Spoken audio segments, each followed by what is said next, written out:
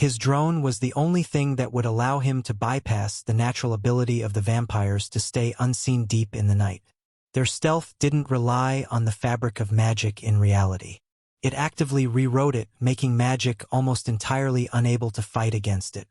But his drone wasn't entirely made out of magic. Its structure was made out of mithril, a material made from the combination of all mana to create unity, a power that could even contend with abilities. And the circuitry that made its flight even possible was all through the addition of sudrops, making its power conform similarly to abilities. This meant that the upgrades that he purchased in the drone worked with both magic and abilities. And it just so happened that there were a lot of options he could choose in the drone shop that fit perfectly in this type of situation. He looked deep inside his mind, finding the upgrade window of his mithril artifact. The 3D representation of his drone appeared in his vision, allowing him to manipulate it as if its blueprint was right in front of him.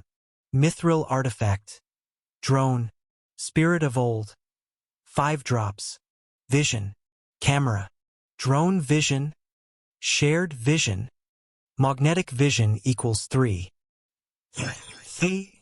Weapon, unity firearms, unity gun MK, 2 equals 2. Unity grenade. Ability, switch inventory equals 1. Propeller, stealth, muffled propeller equals 1. Speed, double blades equals 1. Frame, stealth, camouflage equals 1. Invisibility, phase through equals 3. Defense, unity shield equals 1. Expansion, drones, mini drone, drone hive equals 2. Morph, reduce equals 1. Enlarge equals 1. Shapeshift equals 2. Pocket dimension, subspace. There were some options he wanted to buy, but he knew that he had to prioritize upgrades that would directly benefit him now and today. Of course, that would be the upgrade to the drone's stealth capabilities. A must-buy would definitely be the phase-through upgrade, allowing the drone to literally pass through solid objects without much trouble. If he were to purchase this, then he wouldn't have trouble sneaking around the purist vampire's lair trying to find an entrance. He could simply pass through their walls. The next upgrade would definitely have to be for the propellers. Right now, the only upgrade he could purchase was the muffled propellers, which was quite cheap, needing only 1 drop. He just hoped that if he purchased this option, he would be able to unlock a better option to buy. Those were the 2 upgrades currently in his mind. Michael, may I have a suggestion? What is it? I think that purchasing the reduce upgrade for the drone will greatly enhance its stealth capabilities. With the upgrade, you will be able to shrink the drone into the size of a small bird, reducing the needed thrust for it to fly and therefore reducing the noise that the propellers have to make. ChatJK5's advice made complete sense. The smaller the drone, the smaller the noises it could make. And if he paired that up with the muffled propellers upgrade, then the drone would practically have to be right up in somebody's ears before they heard the noise. You're right, ChatJK5. I'll add that to my list. With those 3 upgrades together, it would cost him a total of 5 drops, which was exactly what he had left in his inventory from the auction. Without hesitation, Michael picked on the purchase option, with the drone starting its transformation. The drone, which was perpetually hovering in the air above Michael at all times, slowly descended back towards him. Guermo suddenly raised his head, alarmed from the buzzing sound that he heard above him. This would be the first time that someone was able to actually hear the drone's propellers even though it was still so far away from Guermo. This only showed how innately powerful vampires were in terms of their observation senses. But even though he could hear the drone, he couldn't see it at all. Guermo subconsciously covered himself in a fabric of shadow as he thought that they were getting attacked by someone from the purist vampires. It was only when the drone suddenly deactivated its invisibility, as it landed back down on Michael's palms, did Guermo finally see the source of all that noise. What is that? Guermo asked, alarmed. Not being able to sense the arrival of a foreign object was a vampire's worst fear. This is my mithril weapon, Michael replied. He noticed Guillermo's reaction throughout all of this and was glad to learn that the drone's upgrades definitely still worked on vampires. If the drone's propellers weren't so loud, then Guillermo wouldn't have even noticed it at all. This only strengthened Michael's decision to upgrade his drone's stealth capabilities. With the drone in his hands, nanoparticles suddenly emerged out of the frame and began working on the upgrade. It enveloped the 4 propellers, changing its design to create a much sleeker blade and a case that would dampen its noise.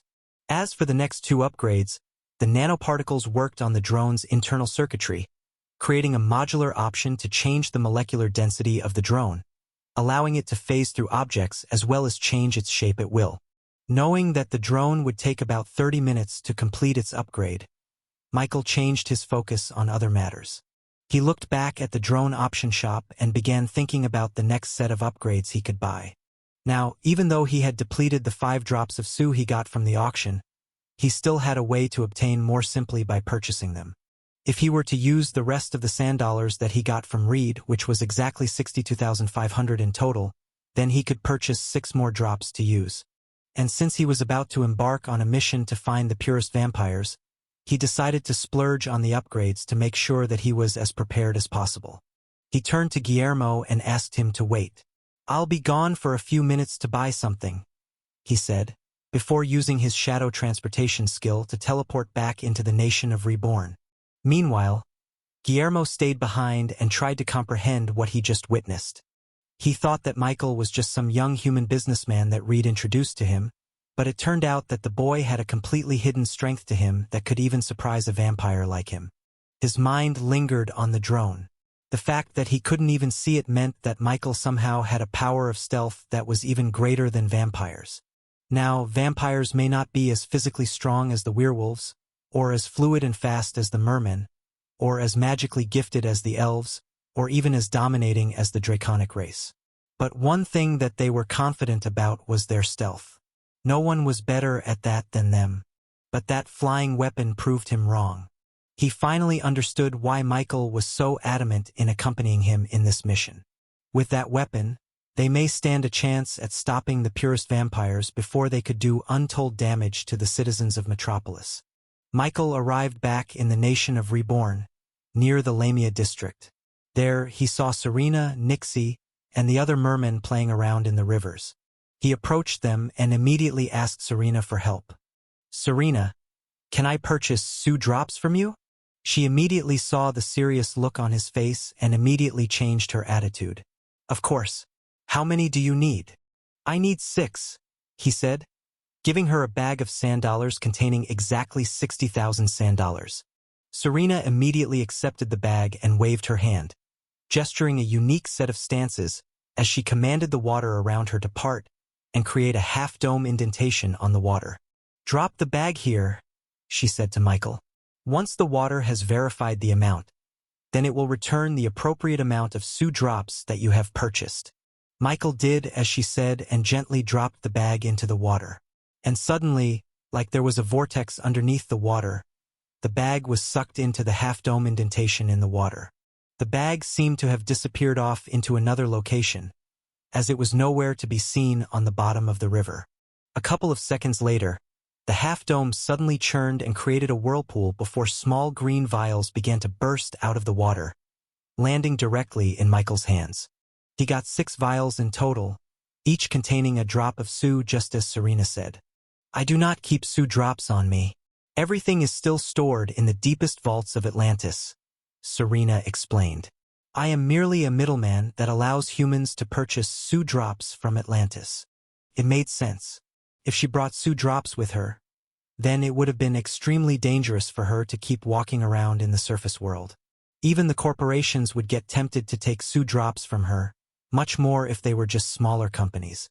"Thank you," Michael said to Serena. She then dipped her hands in the water and flung drops towards him. This was a custom for mermen as a way to express their wishes for someone to become successful. "I wish you good luck in whatever you're trying to do," she said. Even Nixie mustered up her strength to shout towards him. "Good luck, big bro." He nodded with a smile, appreciating their gestures. And just as he was about to transport himself back to Metropolis, he suddenly felt someone grab his arm. He turned around, only for him to see an old mermaid with a hunched back and eyes that resembled unblemished pearls. He had never met her before, but he knew who she was. Reed talked about her, saying that she was very instrumental in convincing them to journey in the surface world to find a cure for Nixie. She was called the Old Seer. Victory over monsters lies not in becoming one, but in refusing to. After saying those vague words, the Old Seer let go of her grip on his hands and walked back into the water, as if nothing ever happened. Was that a prophecy? However, he didn't have any time trying to decipher her words. The more time he wasted, the more people could become in danger. He nevertheless thanked the Old Seer for her advice with a nod of acknowledgement before transporting himself back to the nation of Reborn. He began pouring each drop of Su into his drone, which slowly got absorbed into its surface. Mithril artifact. Drone. Spirit of old. 6 drops. Vision. Camera. Drone vision. Shared vision. Magnetic vision equals 3. Beast folk vision equals 3. Weapon. Unity firearms. Unity gun. Unity gun MK. 2 equals 2. Unity grenade. Ability. Switch inventory equals 1. Propeller. Stealth. Muffled propeller. Speed. Double blades equals 1. Frame. Stealth. Camouflage equals 1. Invisibility. Phase through equals. Defense. Unity shield equals 1. Expansion. Drones. Mini drone. Drone hive equals 2. Morph. Reduce equals. Enlarge equals 1. Shapeshift equals 2. Pocket dimension. Subspace. Surprisingly enough, he seemed to have unlocked a new option after his previous upgrades. Beast folk vision.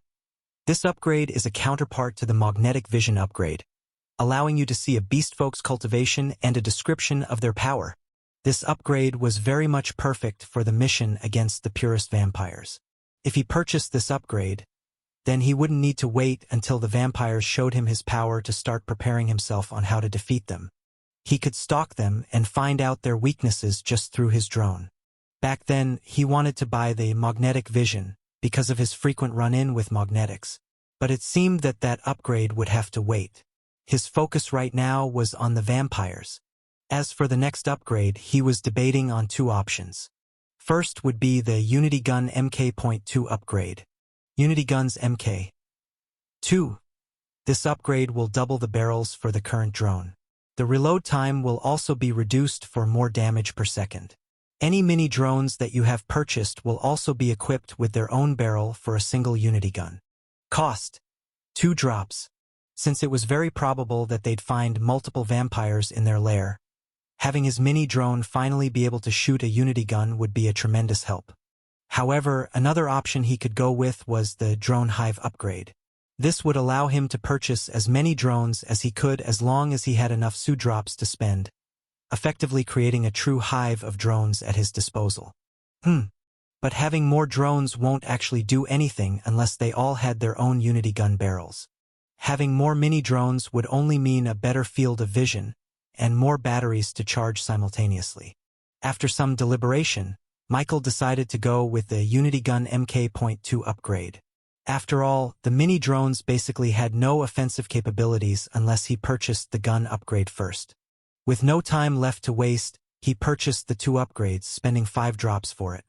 More nanoparticles emerged from the drone, starting the upgrade process once again. And this time, even the mini drone was involved as a gun barrel started to form at its base, finally having some offensive capabilities. While he was waiting for the upgrade, he and Guermo set out in search of the purist vampire's lair. They'll be hiding in plain sight, somewhere where there will be a lot of people for them to target. Guermo took charge of the investigation, scanning every nook and cranny of the streets of Metropolis. It wasn't long before they stumbled upon a dark alleyway that seemed to be a dead end. "This is it. They're here," Guillermo said, his nose twitching from the faint smell of human blood in the air. "The purists have undoubtedly captured a few victims by now." This alleyway looked to be completely empty, with no windows or doors leading to anywhere, but they could hear the sounds of a busy market just over the side of the walls. If the purist vampires were going to be anywhere in Metropolis, then they'd be here. And as a vampire himself, Guillermo could see faint evidence of blood power surrounding the place, making it seem normal to the eyes of normal people. Thanks to Guillermo's skill and familiarity with the ways of the purist vampires, they were able to locate their lair without any problem. If it weren't for him being in the nation of Reborn the moment that the purists ambushed the other vampires, then he probably would have been knocked unconscious the same as they had, and no one would have even known that the purists were even here in Metropolis plotting something nefarious. By the time the officials from Metropolis found out about it, it would have already been too late. Guillermo carefully put his hand on the wall. Then, blood seeped out of his skin and smeared on the stone brick walls. Suddenly, his blood continued to roll through invisible grooves in the wall, creating a circular pattern with strange hieroglyphic symbols made out of blood. "They've put up a blood power in the 5th Dao stage to achieve this kind of stealth," Guillermo muttered. "5th level Dao?" Michael asked. "Just like you humans, us beast folks have our own cultivation levels. We may have different powers, with the merman commanding water and us vampires commanding blood, but the stages in our cultivation levels are similar in power and can be compared directly.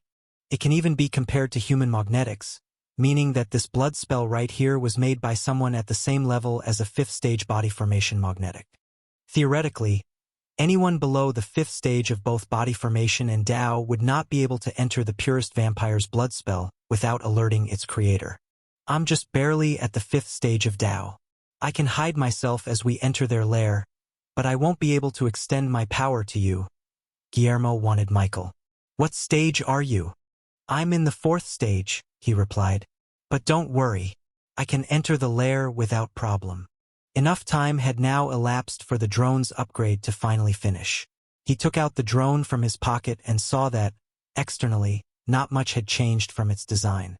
The only thing that was different were the propellers, which once had an open design that showed the propellers to the outside.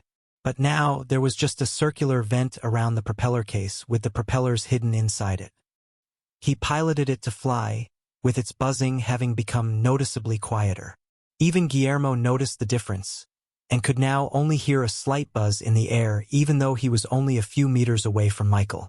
Such a change. How is that possible? Michael didn't answer and separated the main drone from the mini-drone. A much smaller and sleeker version of the drone flew besides Michael, now having a protruding barrel on its bottom. He commanded it to change its aim, and the barrel changed its direction as he wanted it to. Next, he tested its new ability to shrink in size. With just a thought, the main drone suddenly vibrated as its molecular structure shifted and lessened the space in between its atoms. It decreased in size and could now fit squarely in his hands. And now, Guillermo could no longer hear the sound of the propellers buzzing from the drone. If he didn't know that the drone was even there, then he wouldn't have even noticed the near-mute buzzing from the propellers. Not only that, but once the drone activated its invisibility, its very presence in reality seemed to have disappeared with it. Guillermo was thoroughly impressed. This weapon would definitely be able to infiltrate the purist's lair without them even knowing about it. This was very high praise coming from a vampire. "Can you use the same powers as your flying weapons?" Guillermo asked expectantly. If he could, then he could join the infiltration inside. But Michael shook his head. "No, that's not where my abilities lie. But I do have a way to solve that." He grabbed the main drone in the air and touched the miniature doors on its frame, and suddenly his entire body got sucked into a pocket dimension inside the drone. Once he opened his eyes, he saw himself back in the control room subspace, piloting the drone from the inside. This was his solution. He might not have an ability dedicated to stealth, but he could simply jump into his drone and take advantage of its new stealth abilities instead. "Michael?" Guillermo asked, looking around trying to find where he disappeared off to. The drone then materialized in front of him. "I'm here," Michael said to him, with Michael's voice being transmitted directly from the control room.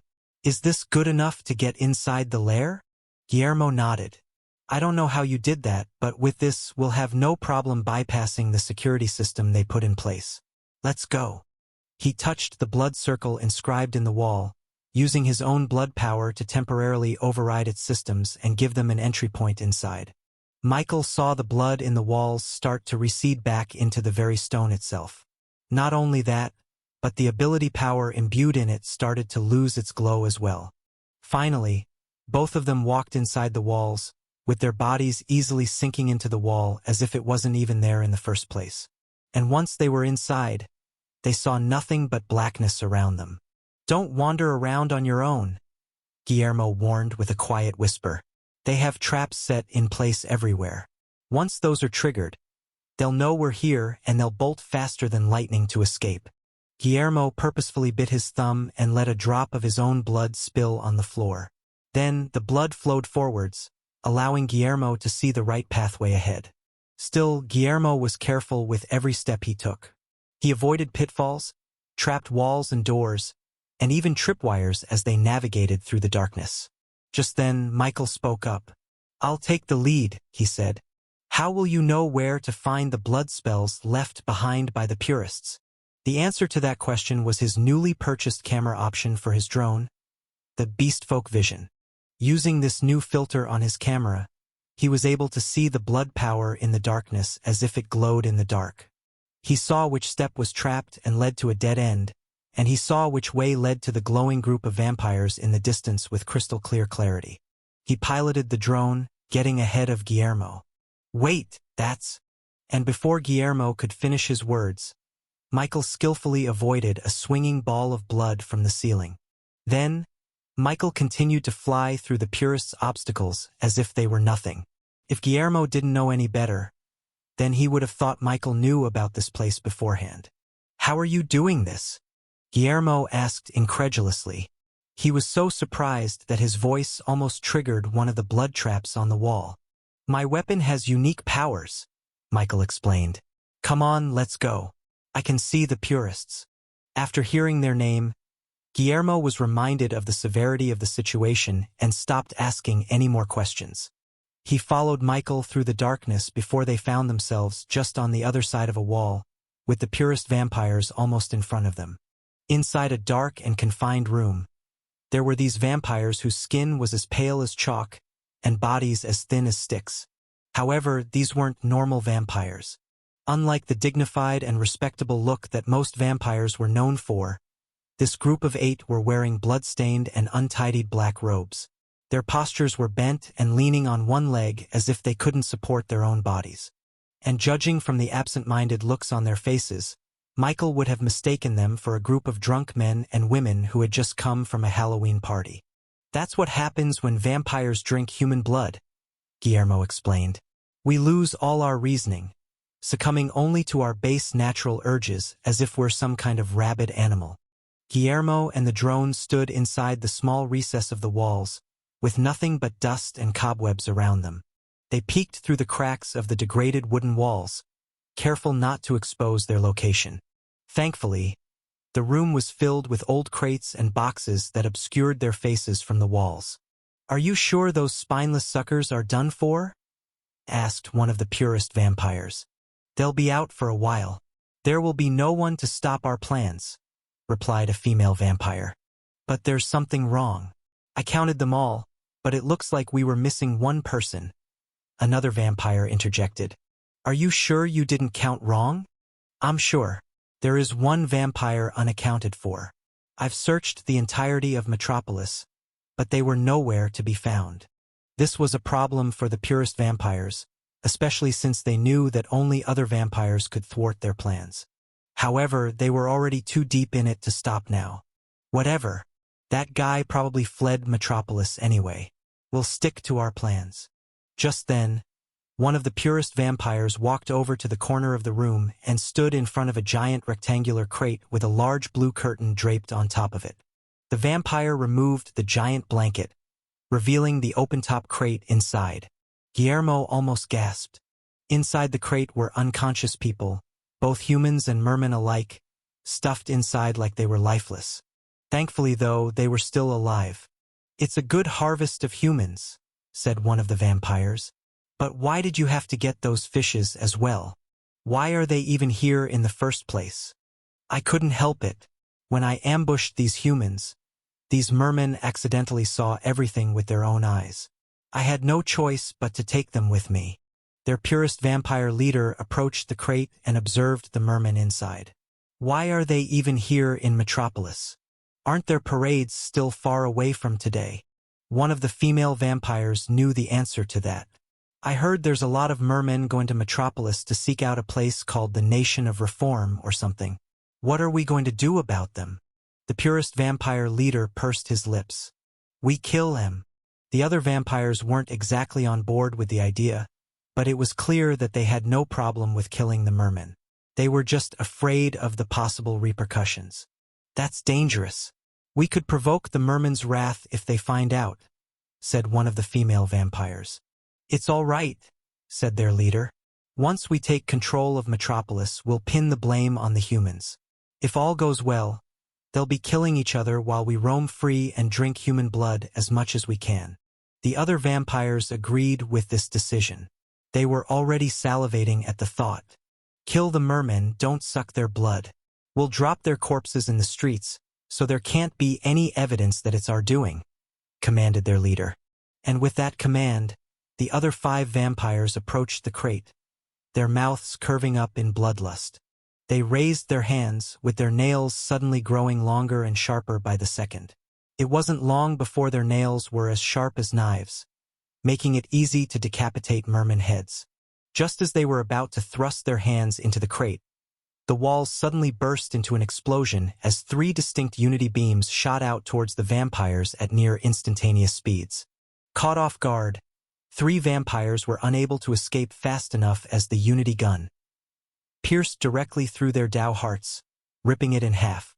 The 3 vampires immediately shriveled up, with their skin becoming like raisins. And as their Dao hearts reached its limits, their bodies lost all of its integrity and they dispersed into mere dust and ash.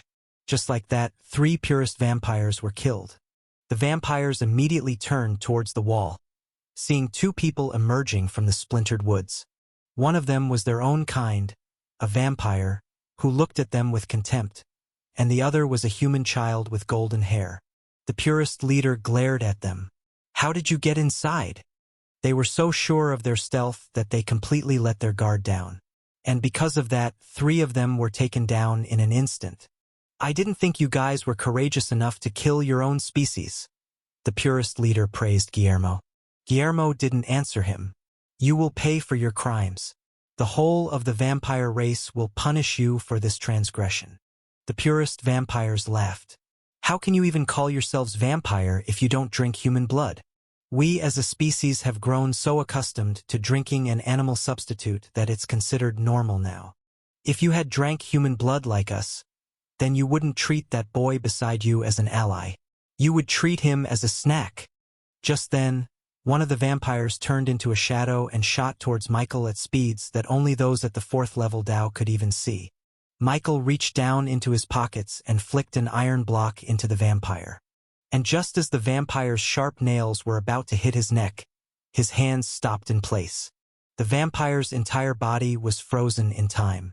Michael then took out his unity saber and swung it forwards, cleaving the vampire in half, and with his remains turning into dust. The other vampires were stunned into silence, staring at the seemingly ordinary boy that was able to defeat a vampire at the 4th level Dao. They finally realized that this human was no ordinary boy. In fact, he was actually the one who killed the 3 of them before this.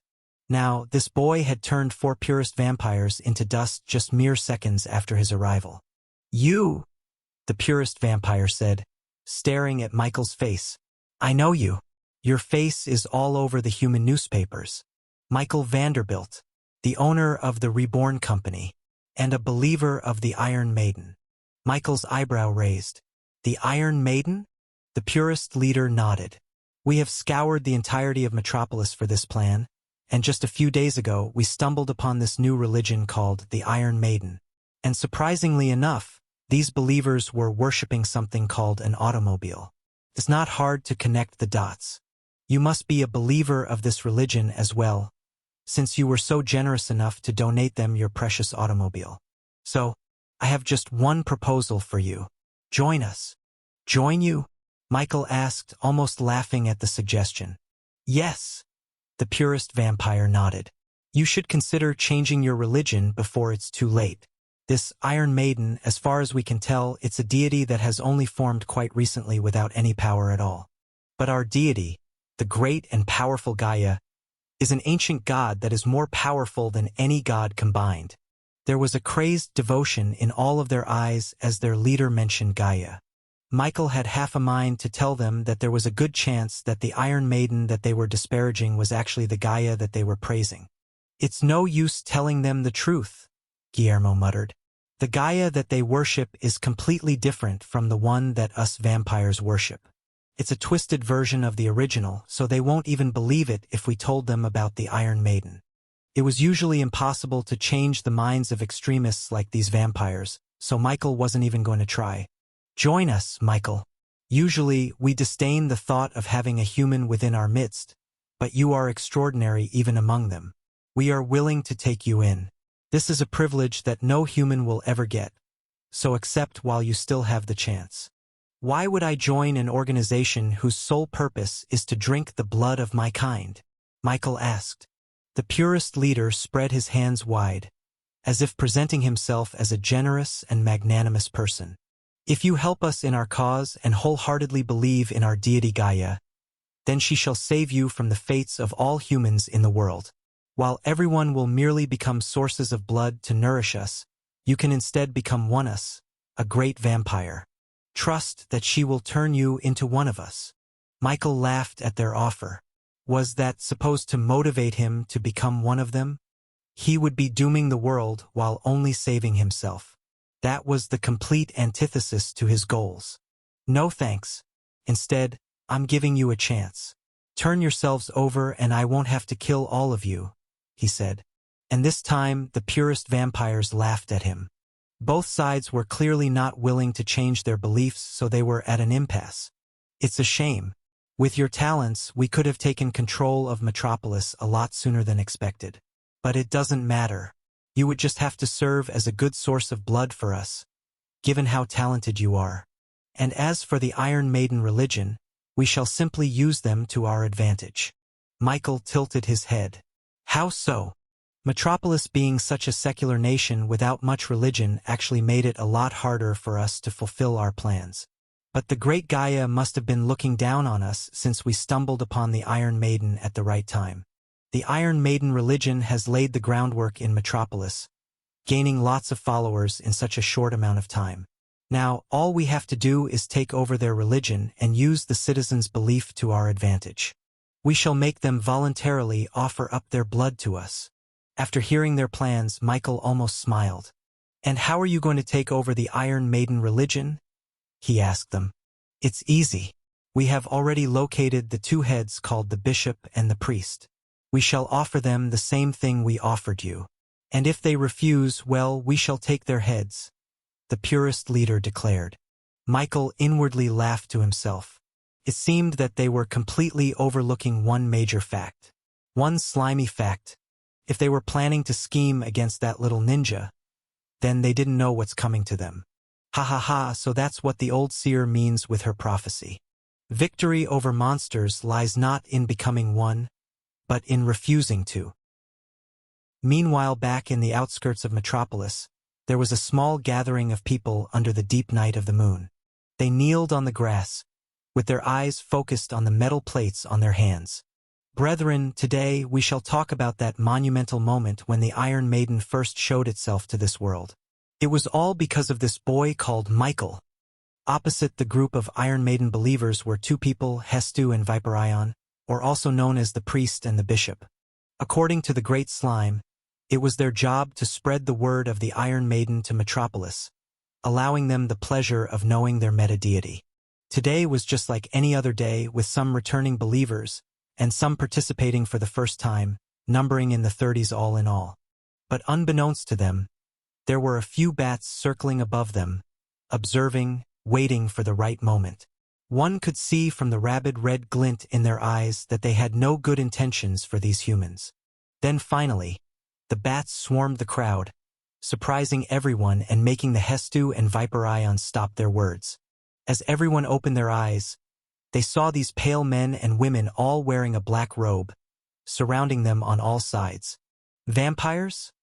One of the innocent civilians realized. They started to move out of the way, but the purist vampires snarled at them.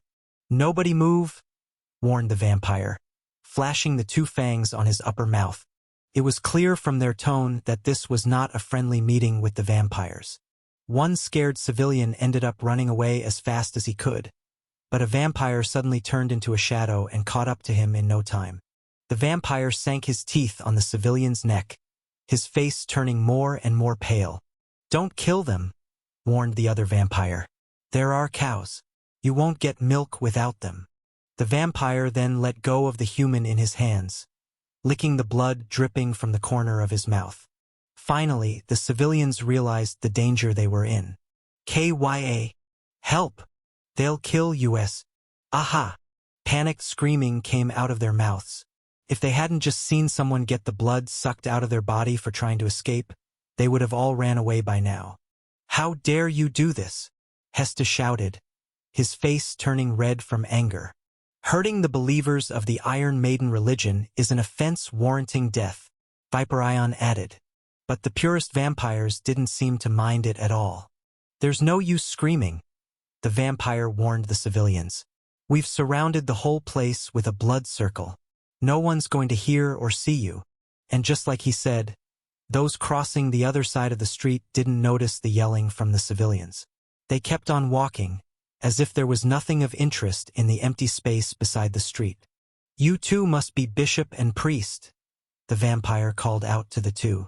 "We will only give you one chance to take our deal. Surrender to us or face a bloodless death. Choose." Hestu and Viperion looked at the vampires around them and immediately knew that they were no match.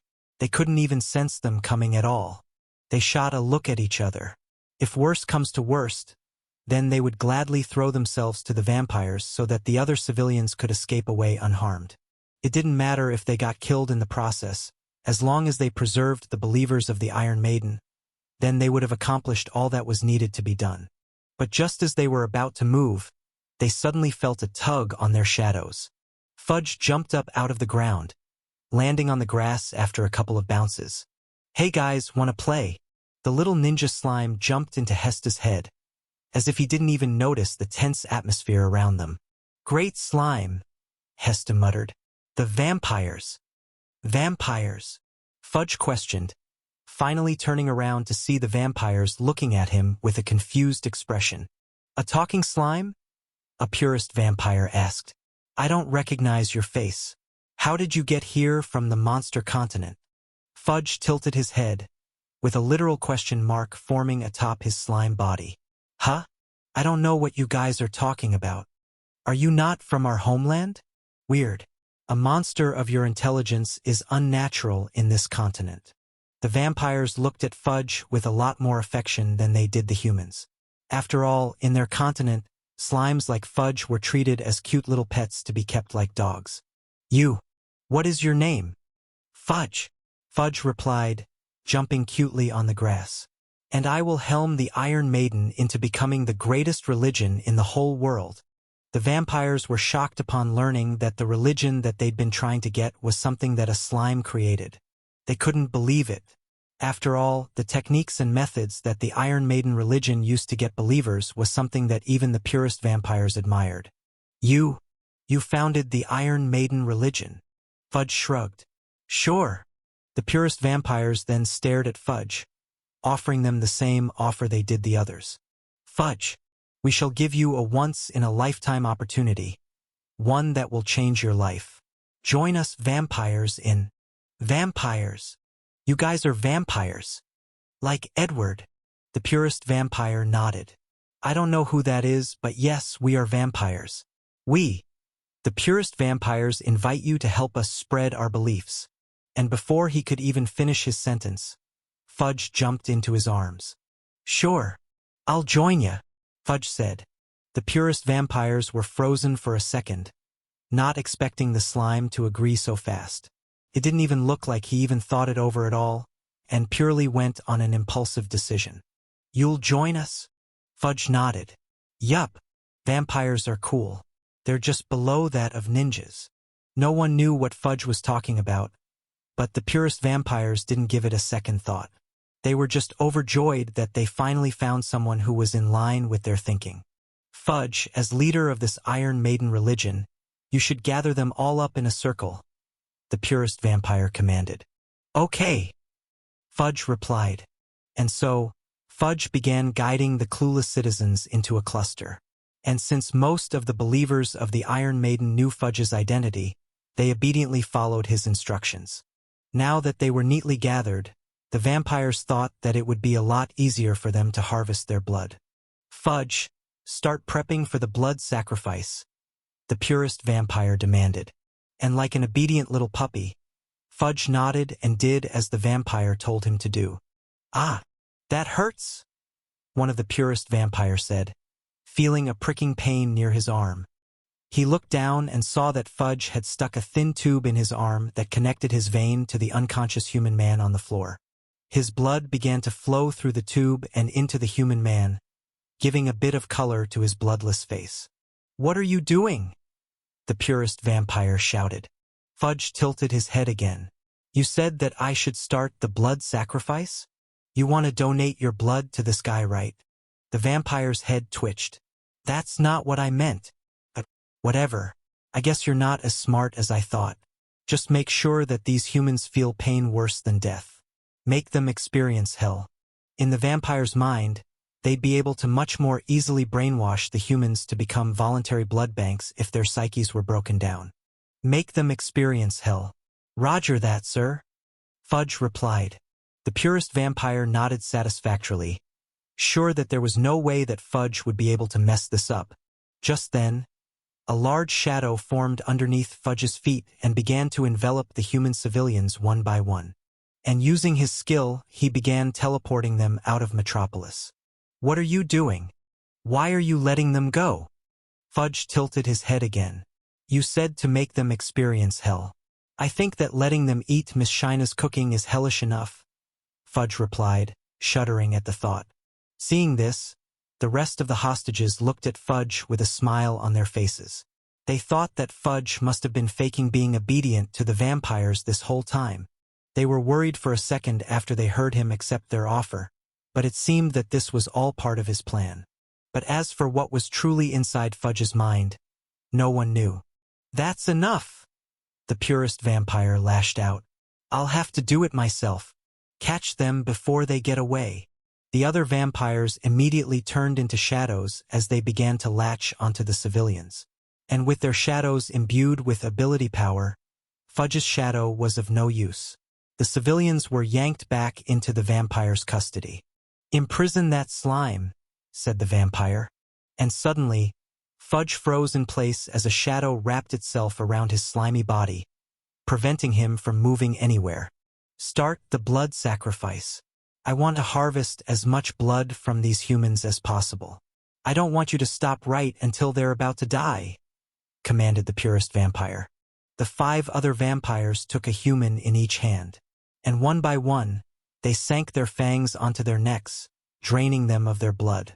The human civilians grunted in pain as they felt their blood forcefully sucked out of their bodies.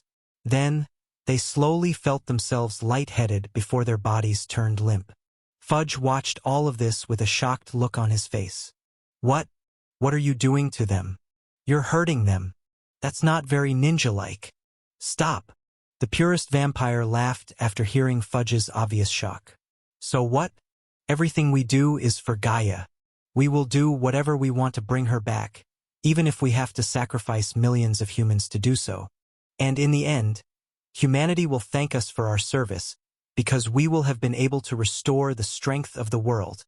One could see it from the look on their faces that these purist vampires truly thought that they were doing everything for the betterment of humanity and the world as a whole. That's not how you do this, Fudge said to them, his face overcome by a shadow. He was helpless as he watched the civilians get the blood drained out of their bodies, falling one by one. "It's the only way," the purist vampire declared. "Nothing matters except the revival of Gaia. The ends justify the means." "No, no," Fudge muttered, shaking his head. "What do you mean no? You're the one who created this Iron Maiden religion, right? I've seen how you guys operate. You control your believers, you influence them all for the purpose of, as you say, reviving this Iron Maiden that you all believe in. What makes it different from us?" Fudge stayed silent, unable to refute the purist vampire's words.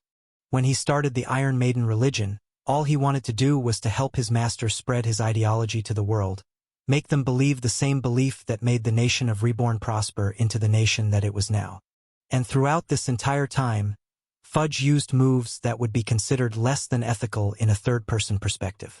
One might even call him evil, for he had brainwashed, manipulated, and even blackmailed people into helping him in his mission. In other words, Fudge also believed in the nation of the ends justify the means. Hestu and Viperion were prime examples of this, as he had to employ deceitful methods to make them believe in the so-called Great Slime God. Was he just the same as these vampires? Was there no difference between them? "Oh Great Slime! Oh Iron Maiden! Please save us again!" A purist vampire had its fangs sunken into Hestu's neck, slowly draining the life out of his eyes. Yet even with his strength fading, Hestu still had that look of indignation and hope in his face as he looked at Fudge, at his Great Slime God. He believed. The purist vampires turned to Hestu, feeling an intense bout of faith coming from him. They were shocked. For a brief moment, his devotion was even greater than that of their devotion to Gaia. They couldn't understand it as they thought that the Iron Maiden they praised was nothing more than a figment of imagination that the slime used to manipulate his believers. This wasn't possible. Unless, if this is our end, then I am honored to be by your side. "Oh Great Slime, I thank you for opening my eyes to the Iron Maiden." Viperion's face was pale as chalk, with his lips devoid of any color as his blood dangerously ran low. He knew that, with the purist vampires around them, they stood no chance of escaping. So, in his last moments, he could only display his gratefulness at the salvation he was given. Both of them were saved from a miserable life. If Fudge hadn't saved Hestu, he would have still been loyal to the Flarecorp company and suffered the same fate as they had. The same went for Viperion.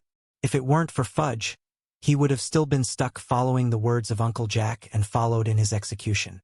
Now, they were dignified believers of the Iron Maiden, given a new purpose in life and given a chance to change the lives of the others just as Fudge did theirs. Me too. If this is the end, then I am content knowing that I would become one with the Iron Maiden. I stand with everyone. Praise be to the Iron Maiden. To the Great Slime. The rest of the civilians mustered up the last of their strengths and proclaimed their faith. Suddenly, the purist vampires felt a change in the air. The belief of these humans was manifesting as a physical pressure that overwhelmed the vampires. "What's happening?" The vampires felt the ends on their hairs stand up. "Everyone," Fudge muttered. His entire body felt hot hearing their words. It was at this moment that he felt a pulse inside his body. It was building up in intensity, like an engine about to roar. If Michael could see this, he would see the Godforge in Fudge's body start to glow brighter and brighter. The ability power in his core was starting to form, creating small threads that were spooling out of his body and permeating through every crevice of his amorphous form. The purist vampire slammed his foot on the ground. "This can't be possible. Your god is a mere fraud in front of our great Gaia," he denounced. "How are they believing your lies? You rather believe a slime than us vampires." Fudge raised his head up. "My master told me that we should strive to help everyone achieve comfort in their lives. He does that through the nation of Reborn, helping people, demi-human and beast folks alike. He's the sun in the skies that gives everyone light. But I can't do that. That's not me. I lie, I manipulate, and I influence. I do the things that he cannot do, that he should not do. I'm the shadow underneath his feet that makes his light grow even brighter." The pulsating power in Fudge's body reached a crescendo, bursting out of his body and manifesting as a violet aura that spread around him. The vampire's shadows that wrapped around his body got shredded into thousands of pieces, freeing him from their constraint. Kurg! What? They looked at Fudge as if they'd just seen a ghost. After all, the only way that their shadow restraints could have been destroyed was if Fudge used an ability power to counteract it. But that was supposed to be impossible. He was just a slime. He wasn't a human magnetic. He wasn't even a beast folk with a Tao heart. He was a monster with just about enough intelligence to speak. He wasn't supposed to have this power. Fudge chuckled. He felt a new power coursing through his veins. So this is what Master feels. I don't know how you were able to do that, but it must have been nothing but a fluke, said the purist vampire, trying to convince himself. You do not possess that power. You do not have a Tao heart, and you do not have that diva that those humans possess. There was a point to his words. After all, even if Fudge was considered a magnetic due to the Godforge pieces in his heart, there was no diva above his head to prove that. Oh, you want to see it? Fudge asked. It was at that moment that a huge gust of wind blew from his body, making the vampires flinch for a brief moment. And when they opened their eyes, Fudge disappeared from their sights. They were shocked. A slime entered stealth while they were paying full attention to him.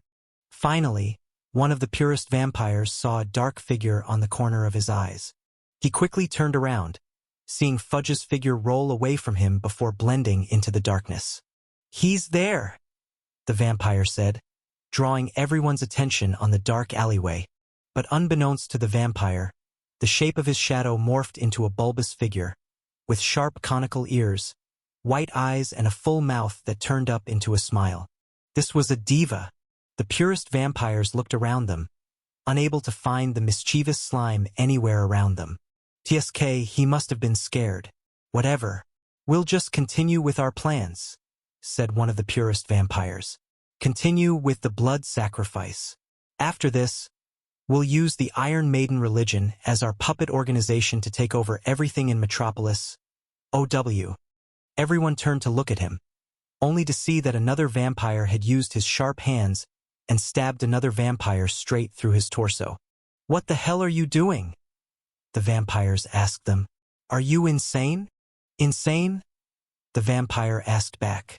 No, I've just achieved enlightenment.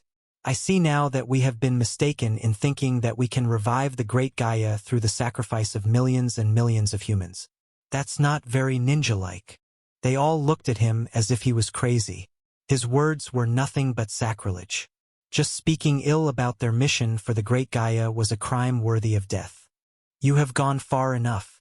It may be time for you to sacrifice your own life for the betterment of the whole vampire race. All the purist vampires walked towards the traitor. Each one of their hands grew sharper, tougher, and longer. Their nails were enough to slice some of the toughest metals in the world. Wait, that's not me. That was. But no matter how much he protested, his death was already set in stone. They decapitated the traitor, his head flying off and turning into dust in the air. Unbeknownst to any of them, underneath the cover of darkness, the devilish smiling figure slid off into the vampire that performed the execution, as if the curse of the malevolent passenger was passed on. Good riddance, am I right?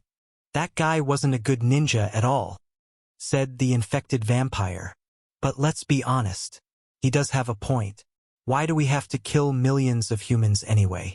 It's much better if we just leave them alone. The other vampires stared at him, wondering why he was the one acting weird all of a sudden. You wish to experience death as well? It looks like our faith in the great Gaia has been faltering as of late. We must purge all those doubting our mission. They walked towards the infected vampire, intending to sever his head as well. Wait, said one of the vampires. Something's wrong. It was only now did their eldest purist vampire realize what was happening. He looked at the infected vampire's shadow, seeing a faint devilish smiling face cackling silently. You!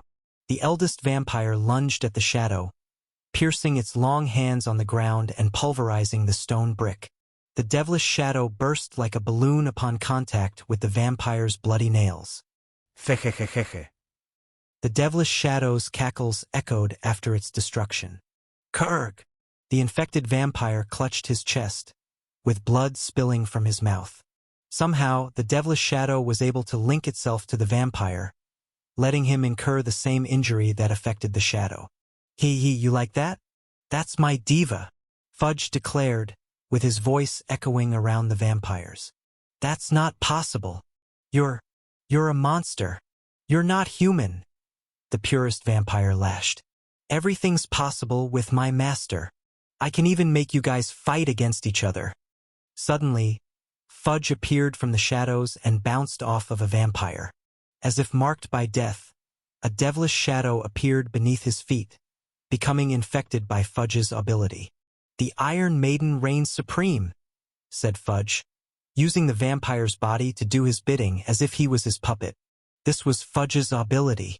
Those he touched will be marked with the devilish shadow, making them surrender all sense of agency towards the slime. Fudge commanded the vampire, making him lunge towards the vampire next to him.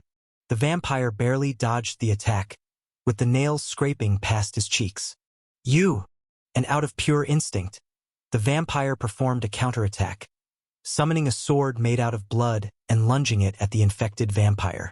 Fudge smiled, moving the infected vampire directly in the line of the blood sword, letting it pierce through his heart. The infected vampire turned to dust, fading in the wind. And before he died, the devilish shadow moved onto its next target. 2 down, there were just 3 vampires to go, and all of them died due to their own hands. Fudge immediately commanded the new infected vampire to lunge at the rest of the 3 vampires, with blood sword in hand. The other vampires bit their own thumbs, letting the blood drip out of their fingers to create a blood weapon of their own. Stop! They're being controlled by that slime, warned the eldest purist vampire. With the infected vampire lunging at them, the other vampires froze in place. If they weren't going to attack, then they'd get killed by the infected. And if they defended themselves, then they'd be killing another one of their own.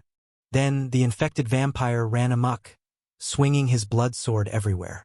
Restrain him, ordered the eldest vampire. The purist vampires turned into shadows and reappeared beside the infected one, holding his hands in place.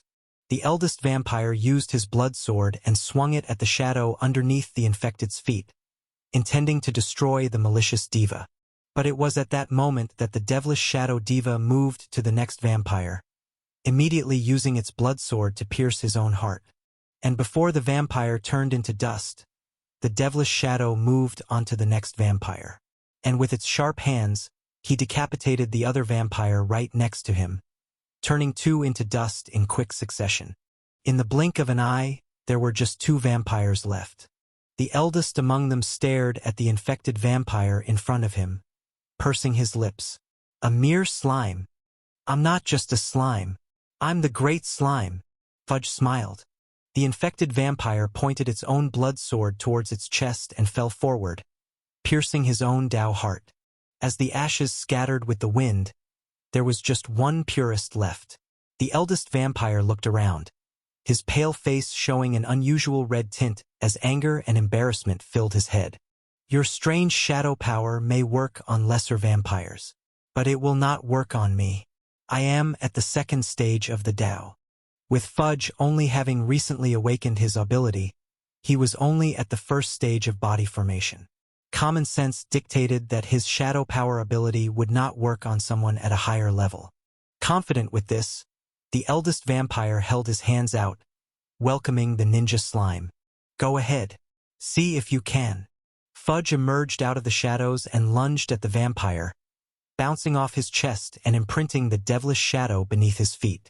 The eldest vampire's smile dropped as he saw his own hand raising up to point his own blade towards his own chest. No, he muttered out, but the sword continued to move, eventually piercing through his chest.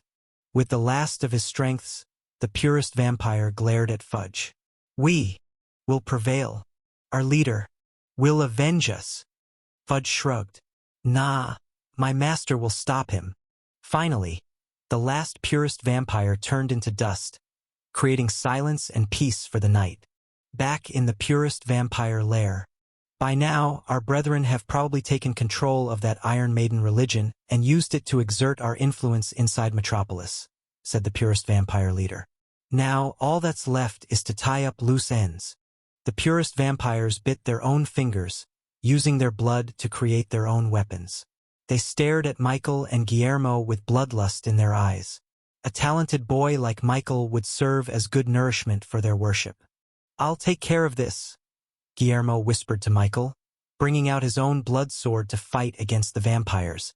"You escape and warn the rest of Metropolis about their plans. We can't let them have that Iron Maiden religion." But of course, the purist vampires wouldn't allow that. The only way that they could safely operate in the darkness of Metropolis was if no one knew that they were even there. By the time that they took over the Iron Maiden religion, even the major factions won't be able to get rid of them so easily due to the fact that churches and companies worked under different rules. They simply couldn't get rid of a religion because that would be infringing on a person's rights to their own beliefs. And if the purist vampires were able to coerce citizens to willingly believe in their words, then no one in Metropolis would be able to stop them. "It's all right," Michael assured Guillermo. "I can take care of all of them." Using the new feature of his drone, he was able to look at the purist vampires in a completely new light. He saw the glowing orange light in their Tao hearts. And on top of their heads, he was able to see the exact cultivation levels they had as well as their unique blood power. Purist Vampire Leader. 5th Tao Stage. Fiery Blood. This vampire is able to endow an inextinguishable fire using his blood as its fuel. Their leader was basically the only one that he had to be careful of. The other three were only in the 3rd or 4th Tao stage, so he knew that he could easily deal with them without a problem. "Boy, you have only spent your life fighting against humans. You have never encountered a vampire like me," said the purist leader. The vampire lunged at Michael, swinging his fiery blood axe towards him. Michael reached down his pockets and flicked on his switch, equipping the Unity Saber in his hands. With the flaming blood axe coming towards him, he clashed his Unity Saber in a defensive maneuver. The purist leader smiled as he saw this, confident that he could burn whatever sword Michael had. But as soon as the two weapons clashed, a high-pitched TSSS sound echoed throughout the room as Michael's Unity Saber extinguished the blood axe, destroying it and turning it into a fine mist. Shocked, the purist leader immediately jumped backwards. "What? That's impossible." Michael then immediately lunged forwards, with his Unity Saber at his side. The three other purist vampires immediately intercepted him, bearing their own blood weapons at him. But it was at that moment that the two drones above Michael glowed with a white light as their gun barrels gathered up power. And then in an instant, a Unity beam shot towards the two vampires and hit them in their chests, destroying their Tao hearts. Just as the two vampires turned into dust, Michael changed his posture and targeted the remaining vampire, piercing his Unity Saber towards his throat, decapitating him. Within just a few seconds, Michael killed the last three purist vampires, leaving only their leaders cowering in fear on the corner of the room. What the hell are those weapons?" The purist leader wouldn't have ever known that there could be a flying weapon that could shoot out instantaneous lasers that could kill a vampire in less than a second. If he did, then he would have already run away. "Damn it! You're just a human!" the purist leader screamed. Faced with this realization, the purist vampire knew that he wasn't going to survive another encounter with Michael. So he decided to do what vampires did best. He went into hiding. A shadow enveloped the purist leader like a tornado, leaving his entire body blending into the very darkness of the room itself. If any other person were here, they wouldn't be able to see where the vampire disappeared off to. "He's running away," Guermo warned. But Michael moved even before his words, immediately running after the vampire with his drones right behind him. Using the beastfolk vision, he was able to track the purist leader's movements through the maze of their lair, keeping up with him. "What? How is he able to see me?" the vampire complained. He was in complete stealth. Even fellow vampires wouldn't be able to see him in the darkness. Eventually, the purist vampire leaped out of a window and into the open streets of Metropolis. He began jumping in between the dark shadows of buildings, making his movements as erratic as possible. But even though Michael was able to keep up with him, the purist vampire was still slippery enough to evade capture even till now. "We can't let him escape," Guermo said as he lagged behind Michael and the purist leader. Michael knew that but didn't have a direct solution to the problem. Speed wasn't his specialty after all. One thing he thought of was to use his switches to literally stop the purist vampire in his tracks. But with the distance between them, he wouldn't be able to accurately attach it to his body. "I'll just throw as many switches as I have. Thankfully, I already stocked up thousands of them in my inventory." He was prepared to chase the purist vampire through the ends of the earth, chucking switches at him every second. But just then, a notification appeared in front of him. "Congratulations. Fudge has achieved a breakthrough. He has now awakened his ability and his diva." Michael's eyes widened. "Whoa, ha ha ha. I knew that little rascal could do it." When the purist vampire told him they were planning on taking over the Iron Maiden religion, he knew that they would have to face the little ninja slime. And with that mischievous rascal's personality, he knew that he wouldn't let that happen on his watch. There must have been an altercation which allowed Fudge to push past his limits. "That's great. But how did you know ChatJK5? This is one of the new features in my software update. Those that you have bestowed gifts onto are stored in my database. But it was only when you gave them Godforge pieces that I was able to connect with them and even access their powers remotely. That's pretty cool, I guess. Oh, you don't know the half of it. Please check your drone's upgrade options shop." He did as ChatJK5 told him to do and focused on the void in his mind. The upgrades were just as he saw them earlier today, but there was one new window that had a flashing border, drawing his attention towards it. "Allies. Fudge. Mini drone link. Mini drone link." Yes. With this drone upgrade, you can assign a mini drone towards an ally of yours that has awakened a diva. Once they are assigned, their energies will be intrinsically linked to the mini drone itself. What does that mean? It means that whenever one of your allies has experienced a breakthrough, the excess energy that would otherwise be shed off will now be transferred over to the mini drone. Michael's eyes widened. "In other words, I can siphon off their extra ability powers?" That's right. This was a major upgrade. If he could siphon off energy, then he could charge his batteries and possibly have enough power for him to execute at least one quantum step. The only reason that he couldn't catch the purist vampire was because he didn't have enough speed to catch up to him, especially since vampires had naturally good stealth, speed, and agility. "I'll purchase this upgrade." Thankfully, this new drone option only cost 1 drop of Su. Thankfully, he was still able to save at least 1 from his previous splurging. It wasn't long before the mini drone above his head got swarmed by its own nanoparticles. Suddenly, its shape and color started to change, becoming a lot darker and having a shade of violet in its frame. Not only that, but its previous form of edge was now tapered off to become something a little more rounded. It's conforming to Fudge's form. Not even a minute after, his mini drone had now completely transformed to become unrecognizable to its previous state. It was no longer a miniature version of the main drone. It was now a customized version, with a decal and decoration that captured Fudge's essence. Fudge has now been connected to the mini drone.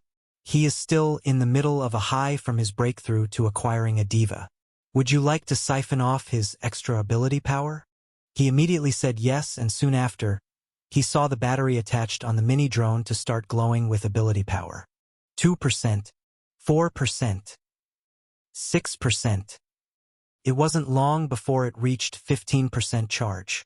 This was surprising because he didn't even expect it to reach 10% due to Fudge's low cultivation level. He never really realized how powerful breakthroughs could become. Unfortunately, though, the charge ended at 15%.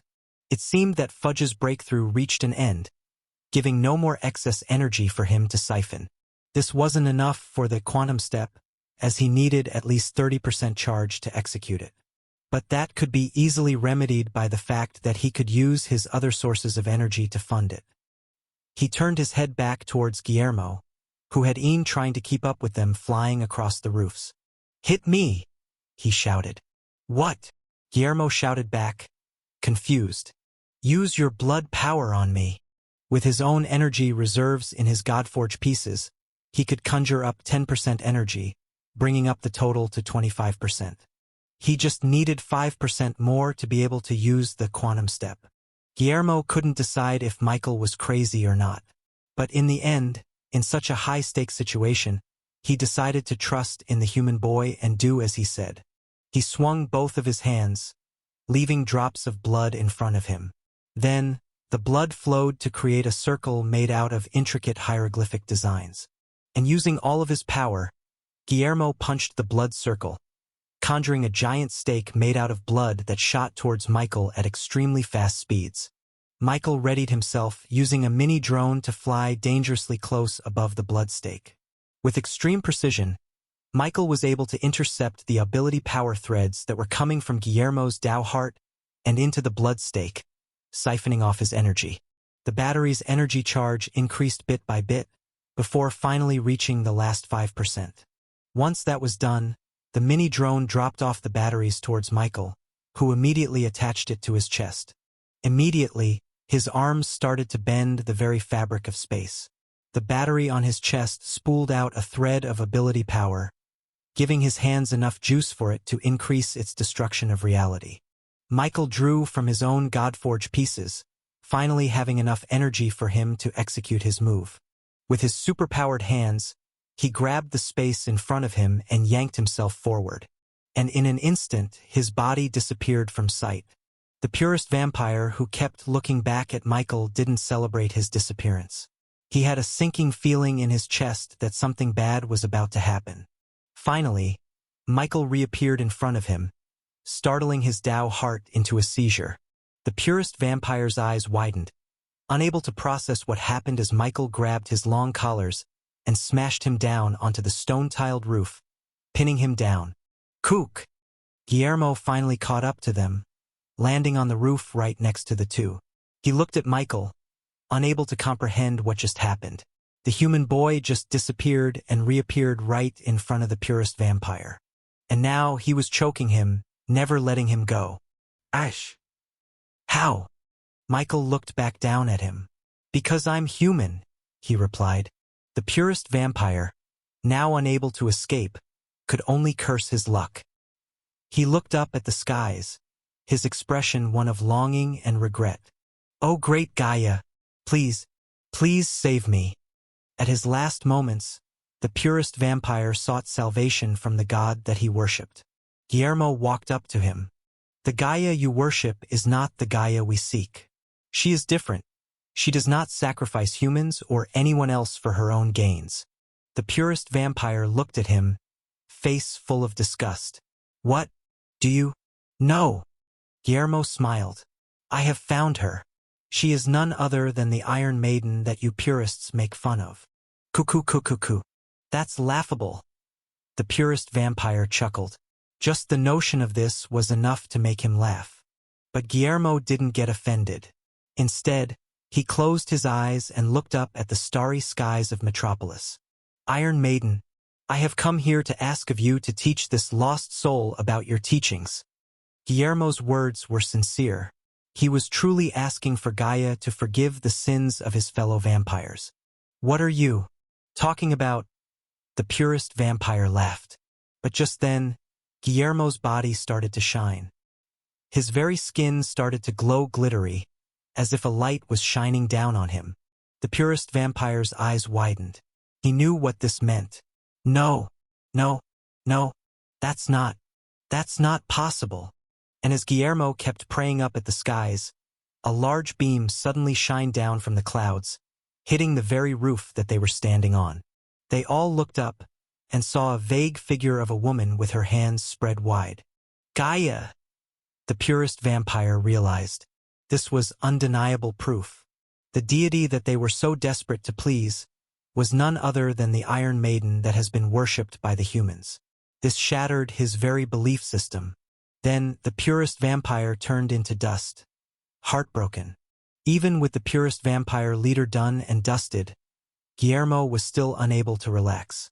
There's still some purist vampires in Metropolis, he warned. We have to find them before they take over the Iron Maiden religion. Michael waved off his worries. It's all right. Fudge already had it covered. He led Guillermo towards Fudge, teleporting them both towards their meeting place. As he arrived, he immediately saw a violet object jump towards his face. Master! Fudge hugged his entire face like a loyal dog seeing its owner. Michael had to tear the little slime out of his face just so that he could breathe. Master! Master! I did it! I have a diva! Fudge proudly announced. Yes, I know. Good job, he replied, finally giving Fudge a well-deserved pat on the head. Meanwhile, Guillermo looked at the environment around him and saw the faint presence of dust in the air. Immediately, he knew that vampires were killed here very recently. You should have seen me, Master. Those vampires stood no chance. They were hitting themselves, ha ha ha ha. With Fudge admitting himself, Guillermo couldn't help but look at the slime in a completely different look. This intelligent slime monster was able to defeat multiple purist vampires? Sure, they were most likely low-level beastfolk, but the fact that he was able to survive against them was impressive enough. Much more that he was able to kill them. Come on then, Fudge.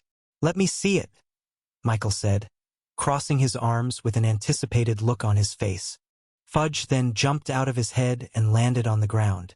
Then, he rolled over to a small rock on the ground, the size of a small watermelon.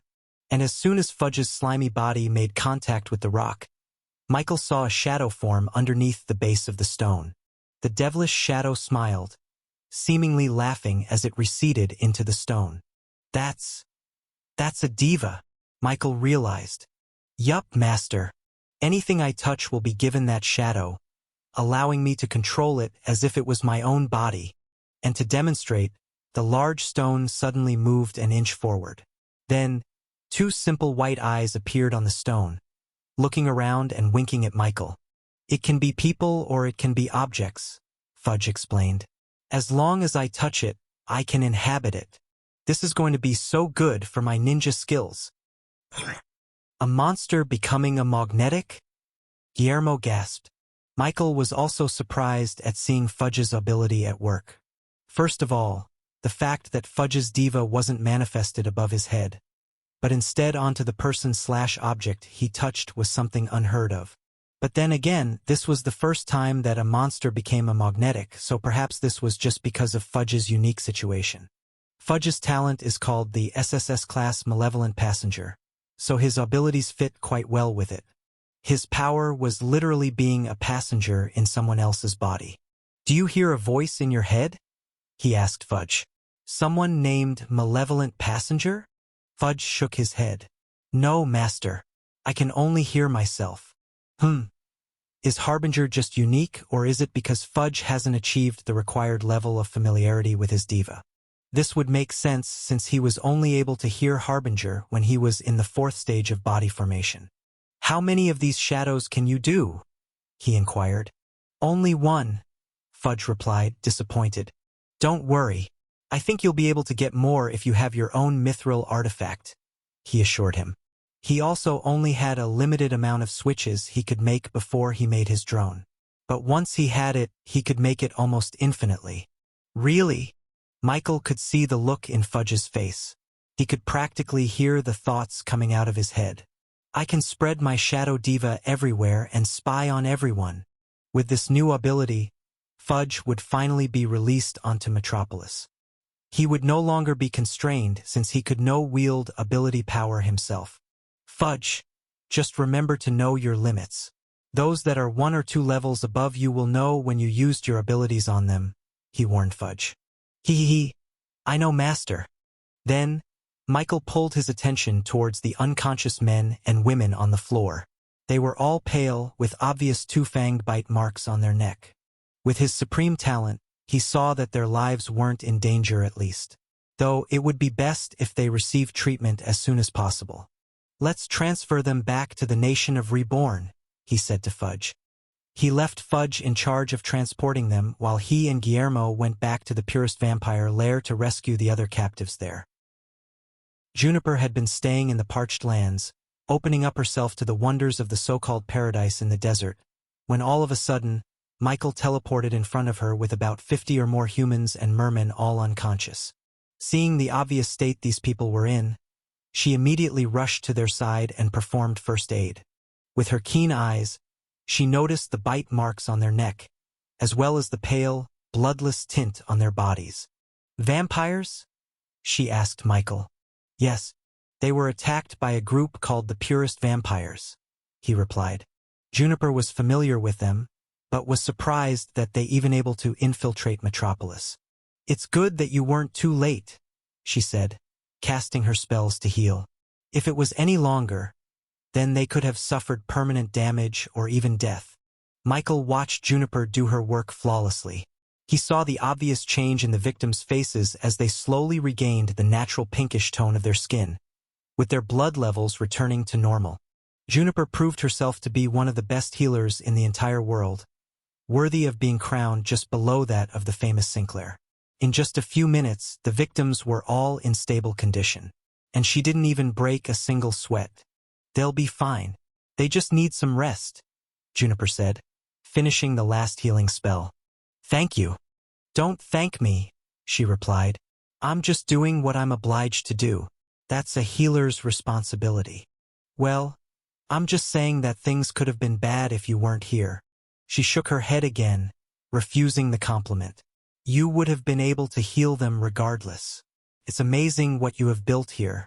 It's the best healing ward I've ever been in. The hospital in their nation was built with the standards of his previous life, which meant that everything was made to create the best chance to heal as possible. Michael shook his head as Juniper went on and on praising their healthcare system. Just take the compliment, he said to her. After exiting the hospital, Michael was immediately ambushed by Fudge, jumping towards him with anticipation in his eyes. Can I have my own mithril artifact now? Please. With those puppy dog eyes, Michael couldn't resist. Unfortunately, he currently had no Sue drops available as he used every last bit of it upgrading his own drone. Not only that, but he wasn't the only one wanting more Sue drops. After all, there was a new upgrade for his drone that caught his attention. Underneath the allies section of the drone, he saw 3 new options. Allies. Fudge. Mini drone link. Weapon equals 1. Inhabitation equals 5. Ability equals 5. Weapon. This upgrade allows the mini drone to become Fudge's main weapon. It will transform into Fudge's desired shape and could revert back to its mini drone shape at will. This upgrade will also allow further specific upgrades for the weapon and mini drone itself. Cost. 1 drop. Inhabitation. This upgrade allows Fudge to enter the mini drone as if it was his own pocket dimension.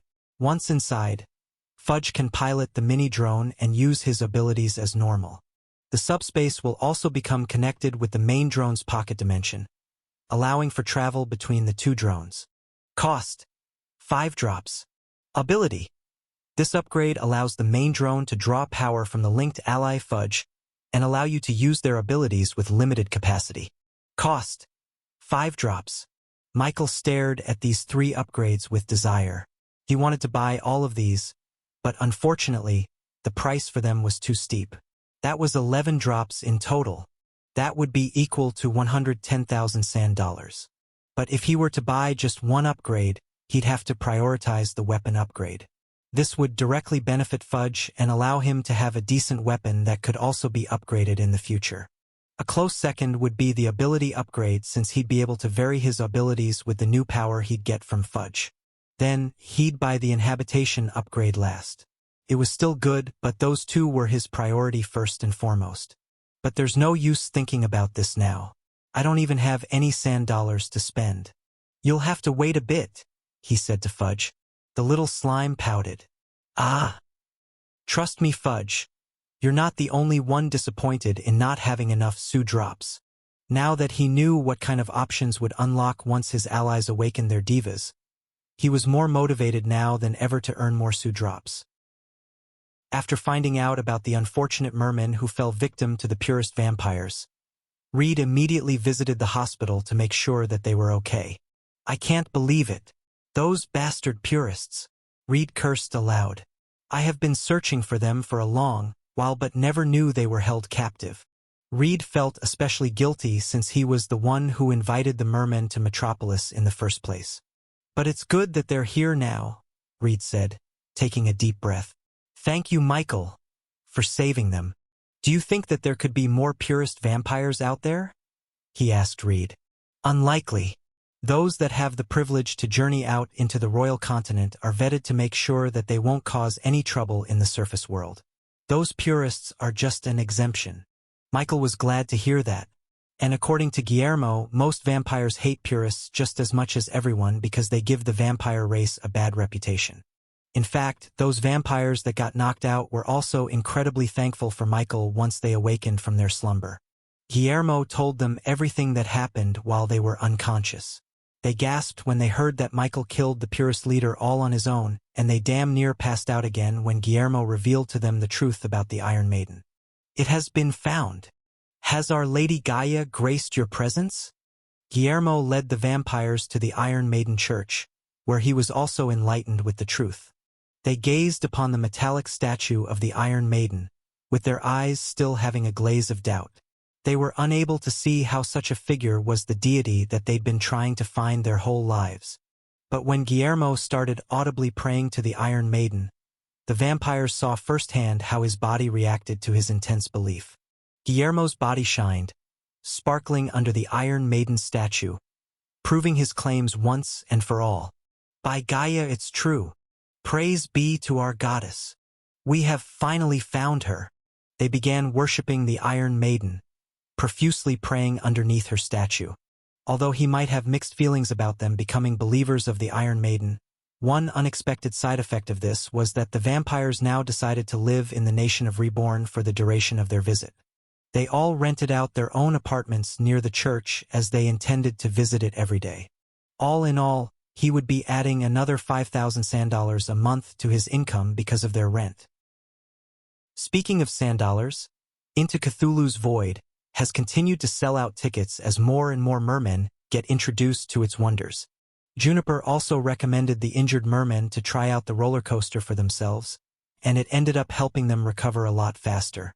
The number of tickets sold had gone up to nearly double, reaching an income of about 200 sand dollars in a single day. But that wasn't enough for Michael.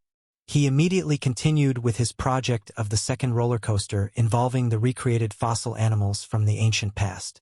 Thanks to Guillermo and a couple of other vampires graciously donating fossils from their own collection, he was able to create a decent enough exhibit to finally start the project. It took him and the Rebornians about 2 full days to construct the exhibit, with most of the time being dedicated to creating lifelike animatronics. Eventually, the exhibit was opened to the public under the name The Ancient Sea, which garnered good reviews from the mermen. I feel like I've been transported back to the ancient times, Reed commented as an ancient ammonite flew past him. Cool. Big bro, Nixie muttered, enjoying the nice and laid-back ride. Now, the tickets sold for this attraction were a lot lower than Into Cthulhu's Void, but it still helped with bringing in more sand dollars at the end of the day. With how desperately he needed more sous drops, he was going to take every sand dollar he could get. I could get more if only I could finish the Golden Road to Metropolis. Right now, one of the obstacles for getting more mermen into his theme park was the fact that the parched lands were so far away from Metropolis. This not only hindered the mermen, but also future beast folks as well. A proper road and a railroad system that directly connected Metropolis to the parched lands would be ideal. The logistics weren't the problem. It was permission. The last time he brought up creating roads in Metropolis, the Duchess shut him down saying that he wasn't ready for it yet. It made sense at the time since nobody knew him or his company back then, so everyone would complain if nobody was able to construct their own road systems in Metropolis. But now he was hoping that the Duchess would change her mind. He found the Duchess and the royal family enjoying a nice little picnic in the plaza, listening to the bands play music on the speakers. Listen, Duchess, I have a favor to ask, he said, approaching her carefully. But before he could even say his request, the Duchess rushed to say something first. Michael, connect your nation to Metropolis right now. I need to be able to visit this place on the weekends. What? Really? Michael asked, almost beaming. The fact that the Duchess suggested it herself meant that his Golden Road project was basically approved in an instant. Yes, My Secret Service has been bugging me to return to the palace for a few days now, but after living here, I just can't return to that place, especially not without a toilet," the Duchess sighed. "We've never really realized how dirty we live without running water," Prince Harry interjected. "Now, I can't live without a good hot shower." "Please, Michael. With your road and train system, you could shorten the distance between Metropolis and the nation in just a fraction of the time," said Princess Elizabeth. "And my kids have also become accustomed to life here. They've made friends." They all looked towards the plaza, where the Duchess' royal grandchildren were playing hide-and-seek with Nixie and a couple of other kids from the nation. It would be a shame if they separated now, especially with Nixie having improved so much. "I'll work on it right away," he promised them. "Good," the Duchess clapped. "I've already given Angela the approval permit for the road, so all you need is to just construct it." Michael wanted to say something since she glanced over the fact about how the whole project was going to be funded, but he decided to stay quiet. This project would directly benefit him, so it was only natural he paid for it. Anyways, he'd be paying for it in gold coins, which he had mountains of, so he could easily afford it. 1 month later, Michael could finally harvest the fruits of the seed he planted in the nation of Reborn. As promised, Reed paid him 10,000 sand-dollars in full by the start of the new month. That alone put him in the top sand-dollar earners in Metropolis. But his income didn't end there. In all of his business ventures, he was able to net a whopping total of 21,523 sand-dollars in the past month. That included the ticket sales for both roller coasters as well as the housing rent from the vampires. All in all, he got 31,523 sand-dollars in his pocket right now. He couldn't believe how much he'd gained just after a month. And what's even more exciting was the fact that this could continue to grow more in the future. His customer base was 90% mermen and about 10% vampire. If he found a way to create another roller coaster-type business that marketed specifically to the vampires, he could double his current sand-dollar income per month. Not only that, but there were 3 more beastfolk species yet to arrive in Metropolis. They were a whole other customer base that he can't wait to tap into. Thankfully, that would become easier now more than ever because the Golden Road had finally finished construction. The citizens of Metropolis woke up yesterday to the sight of hundreds of Rebornians laying down steel foundations and pouring concrete to create a wide road leading all the way to the nation of Reborn. They marveled at the cooperation, organization, and overall efficiency of the workers. They seemed to work tirelessly and without fail. Not only that, but the railroad tracks had been laid down right next to the Golden Road. And of course, those train tracks led to a new train station that was constructed just outside of the Metropolis South Gate, allowing for people to board in and out of the train without hassle. People were abuzz at these new structures, with questions popping up about who built it and why. Thankfully, with the help of Kronk and the Daily Metro, all answers could be found in the first page of the newspaper issue that morning. Only 1 day's travel to the King's region. The Reborn Company has just finished their construction of a golden road that spanned all the way to the parched lands, leading to a nation owned and managed by none other than the Golden Boy, Michael Vanderbilt. It has been rumored that they would soon roll out automobiles in Metropolis, allowing citizens to experience the so-called highway that promised a smooth and easy ride unlike anyone's ever felt before. But for those wanting to get from one place to another at the fastest possible time, then look no further than the Metropolis Reborn train station. Here, you can ride a new automobile that can travel from Metropolis to the parched lands in less than a day. Just a single ticket would cost. Everyone went crazy after hearing such claims. They couldn't wait to try out this train, but unfortunately, it still wasn't ready to launch. So, a lot of citizens just got on their carriages and sped through the Golden Road, finally experiencing a true flat road. Meanwhile, on the eastern coast of the Queen's region, a large wyvern hovered above the beach, with every flap of its wings throwing sand everywhere. This wyvern was large enough to carry up to 50 people at once. Despite that, there were only 6 people laying down on its saddle. Once the draconic creature touched down, the 3 beastfolks took out black umbrellas from their bags and opened it against the sun. With their aversion to light, their pale, pasty white skin, and the long black robe and spiky collars they wore, It was clear that these were people from the vampire race. As they disembarked, one of the vampires tossed a bag towards the wyvern, which spilled out large amounts of sand dollars as it landed back on the saddles. With the payment received, the wyvern took off into the skies and disappeared into the horizon. The royal continent. I surely hope they haven't gone far, said one of the vampires. We must hurry, brethren. We don't know how much damage those purist vampires have done without our knowledge. It's our duty to stop them before they destroy our relationship with the humans, replied the other vampire. According to our records here, the majority of the vampires have gone off to a major city called Metropolis. Let us head over there now. A large shadow revolved around them as their bodies turned into giant bats, which sped forth westbound towards Metropolis. With more than 30,000 sand dollars in his inventory, Michael decided to spend some of it to buy a sou drop. He wanted to buy the weapon upgrade for Fudge. The little slime had been pestering him all this time about it this past month, so he was hoping that getting this upgrade would finally shut him up. Fudge, he called out. In less than a second, the violet slime jumped out of his shadows and landed on top of his head. Yes, master. What type of weapon would you like? He asked. Fudge's eyes widened. Will I finally get my own mithril artifact? Yee. Unlimited shadow divas. Michael had to calm him down. Tell me your choice first. What's your weapon? Fudge pondered, tilting his head back and forth. Maybe a ninja star? A ninja headband? I got it. Master, I want a cool ninja cloak. That's not a weapon, though. Master. My coolness in a cloak is enough of a weapon to drive fear into the hearts of our enemies. Michael had no choice but to let Fudge have what he wanted. He deserved it after all.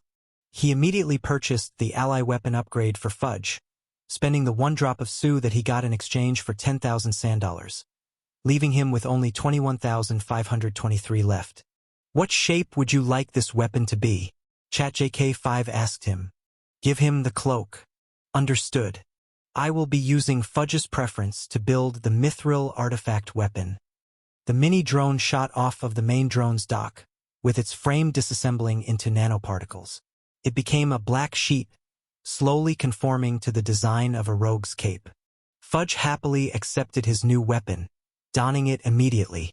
Whoa, cool.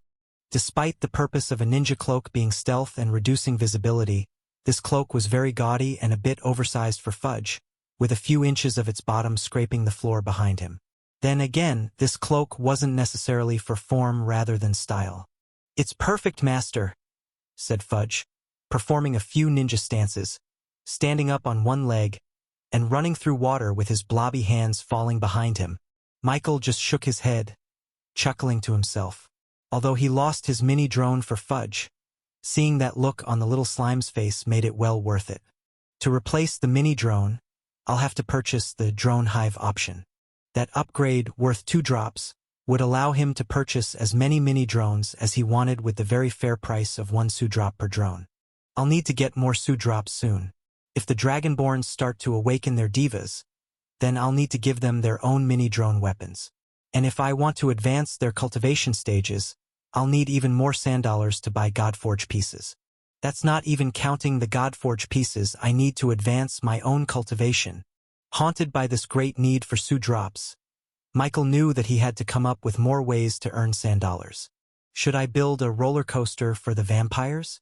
His best earner by a long mile was the roller coaster, especially since it was priced at 1 sand dollar per ride. However, he noticed that barely any of the vampires visited into Cthulhu's Void. If they did visit it, then they'd only try it one time due to its novelty. It just didn't capture their hearts like it did with the mermen. If he could make a roller coaster that catered to the vampires, then he'd be tapping into a completely new market. The question is, what do vampires like?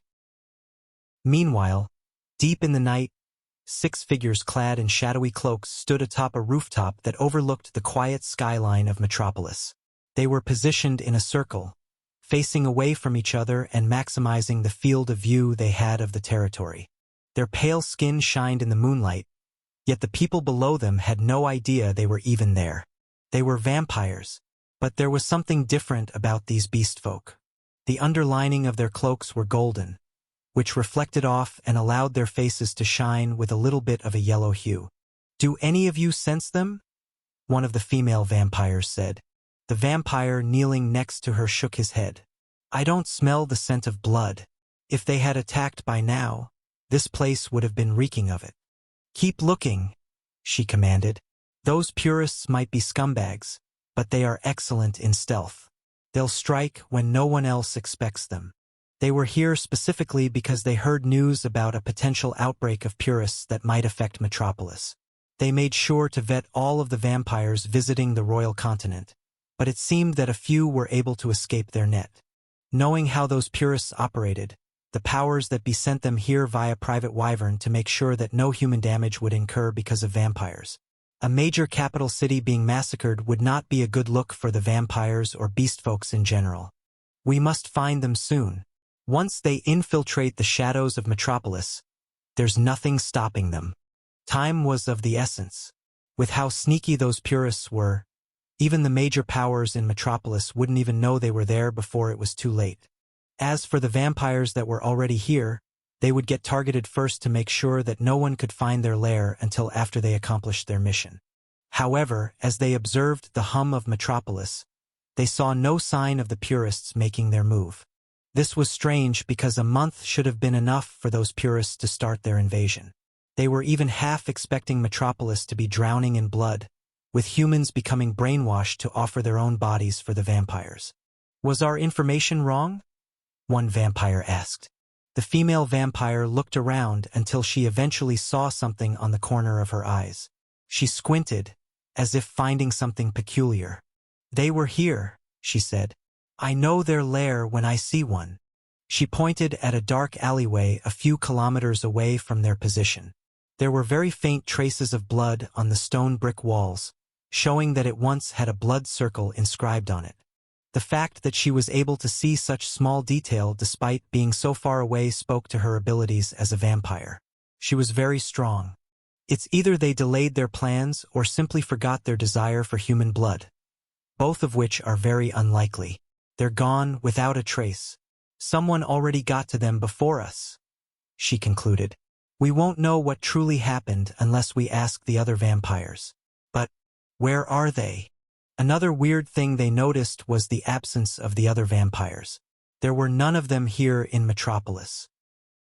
Allaric Goldstone was lounging in his desk, looking over the paperwork for the parade, when all of a sudden, he felt something stir in the corner of the room.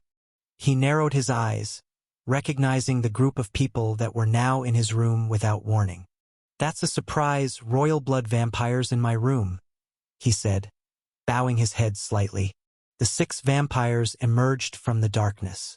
"I didn't know you guys would be visiting Metropolis," he said to them, looking over the papers in his hands.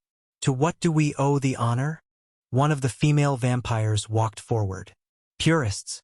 They've infiltrated Metropolis." As soon as she said that, Allaric stood straight in his chair. He knew just how serious the situation was. "I'll ask for the other major factions to scour the entire territory. I just hope we're not too late," he said, biting his lips in worry. "Don't worry. They're long gone." Allaric finally heaved a sigh of relief. "I see. So that's why you're here. You've already taken care of them." "No," she replied. "We didn't do it." "If it's not you, then who?" Allaric asked, confused. The vampire woman looked at him. "We were hoping you would know." Allaric went silent for a second. The purist vampires may be physically weak compared to other beast folks, but it was undeniable that their abilities to hide in the shadows were second to none. It would be hard for just anyone to detect them, especially if no one even expected them to be here. So, if the purist vampires were defeated without anyone even knowing, then they had to be someone with incredible powers of detection. And somehow, even though he didn't have a single clue about this purist vampire situation, there was a person that came into Allaric's mind. "Michael," he muttered, with an amused look on his face. The royal blood vampires looked at each other, confused. "Who is that? We have no records of this name in Metropolis." the female vampire said. But just as Allaric was about to say something, they all suddenly heard a knock on the door. "I'm sorry for disturbing you, Sir Allaric, but there's a new discovery in the Red Ravine," said one of Allaric's employees. The Red Ravine was a new discovery outside of Metropolis. Most companies were interested in conquering it, especially since it was rumored that there were mithril relics hidden inside it.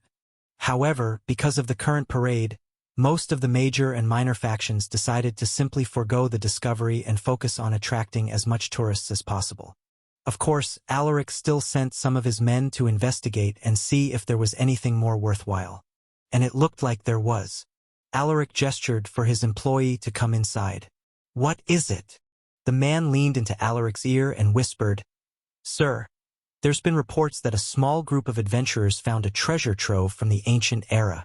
Aside from ancient artifacts, they were also able to find Godforge pieces stored inside."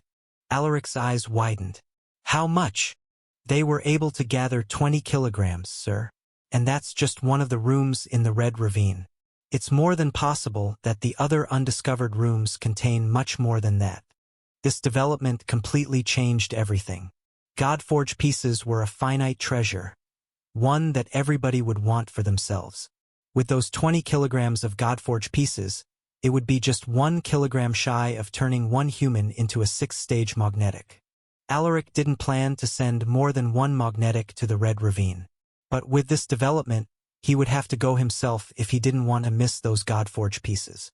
In fact, as this news spread, everyone in Metropolis would send in their own expedition team to join the search for more Godforge pieces. And that would, of course, include Michael.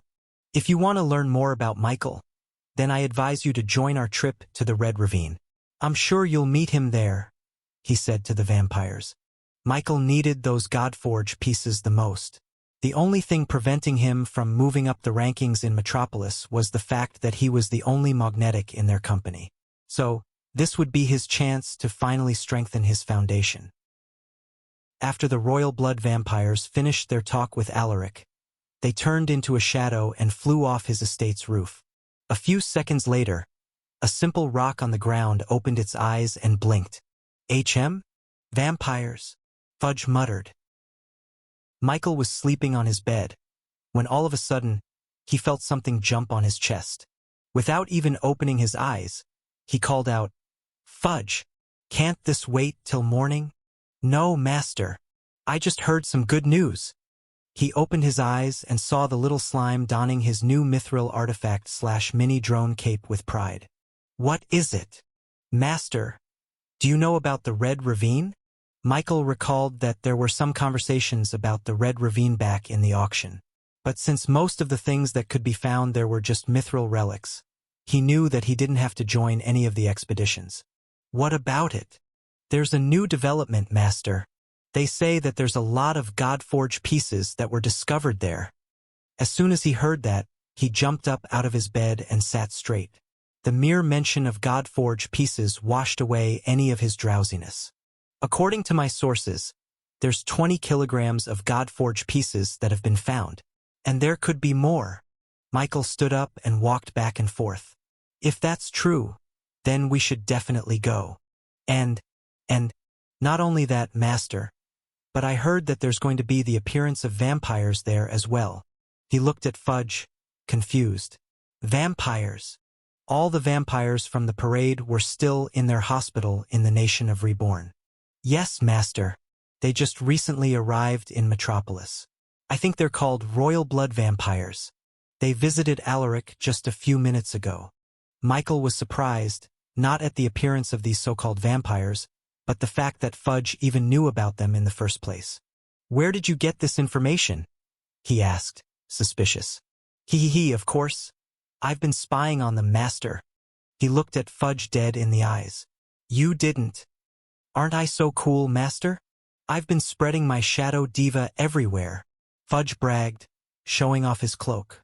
Michael shook his head. It's not even been a full day yet, and Fudge had already been using it to infringe on people's privacies. He didn't know if he should be proud or disappointed. "Don't worry, master. I was only spying on the weaker employees of Allaric and the other major factions. I know that if I tried to do that with those strong people, then I would get found out. Fudge had only been taking advantage of the fact that these major and minor factions had lots of employees under their companies. Because of that, whenever there was something big happening, there would always be gossip about it. That was inevitable. Sigh. Just don't go overboard. Now that he'd given Fudge an ability that advanced his spying game to the next level, it seemed that he had only awakened a beast that Metropolis wasn't ready for. He was just thankful that Fudge was still in the first stage of body formation. Otherwise, he would have already spread his shadow divas on every single person in Metropolis. All right, then I guess we'll be going to the Red Ravine. Tell the Dragonborns to be ready, he said to Fudge. The little slime saluted to him before turning into a shadow and teleporting out of his room. Meanwhile, a few tens of kilometers away from Metropolis, there was a small convoy of carriages strolling through the rough stone roads. The inhabitants of these carriages were beast folks, and out of all the races of the beast folks, these group of people were the most similar to humans. In fact, the only thing different about them were their long ears that almost reached the top of their skulls. They were elves. "We've heard of something interesting," said one of male elves to the person riding the carriage. "It's about the Red Ravine." The elf inside the carriage stayed silent for a second before replying, "Then we shall head over there immediately." After finding out about the discovery in the Red Ravine, Michael wanted to immediately embark on the journey. He didn't want to end up too late and have all the Godforge pieces already discovered. The fact that Fudge got this information from Allaric meant that it was more than possible that the major factions were also interested in getting those pieces. But first, he went on to visit Guermo and the others to find out more about these royal blood vampires. He teleported in the front steps of an under-construction building in the middle of the territory. Immediately, he saw Guermo and a couple of other vampires talking to the Rebornian engineers, seemingly offering their suggestions. "I think that the image of the Iron Maiden bestowing blood into the original vampire would work well painted on top of the church. Wouldn't you guys think?" Guermo said as he presented a sketch towards the engineer. The Iron Maiden religion was quite niche even in the nation of Reborn. That was why the church they built was small to accommodate about 20 people inside at the maximum. But now, the church was going through a major overhaul to expand this establishment into a major building, one that could house hundreds of believers all at once. The head for all these improvements was none other than Guermo and the other vampires. Once it was revealed that the Iron Maiden was the Gaia goddess they'd been looking for, the vampires spent all of their time worshipping the lady clad in metal. They took to the words spoken by Fudge and the other preachers, and treated it as the truth. "Ah, the chosen one," praised Guermo, bowing towards Michael as he arrived. "What? Yes, the chosen one. The Iron Maiden would not have shown herself to you after thousands of years if you were not chosen by her personally. She must have known that you would cross paths with vampires someday and set this all up for her revival." "Huzzah! Huzzah!" The other vampires mirrored him. Michael still didn't know why the Iron Maiden appeared when he awakened his ability. Perhaps a sliver of her consciousness was coincidentally left inside the Godforge piece he obtained, or perhaps they were right in that the goddess chose him because of his special circumstance, i.e., a reincarnator. Either way, maybe he'll be able to learn more about it from the so-called records that the original vampire left before they disappeared off the face of the earth. And judging from the fact that Guermo and the others were decorating the new Iron Maiden Church according to their belief of Gaia, it seemed that they were more than familiar with this record.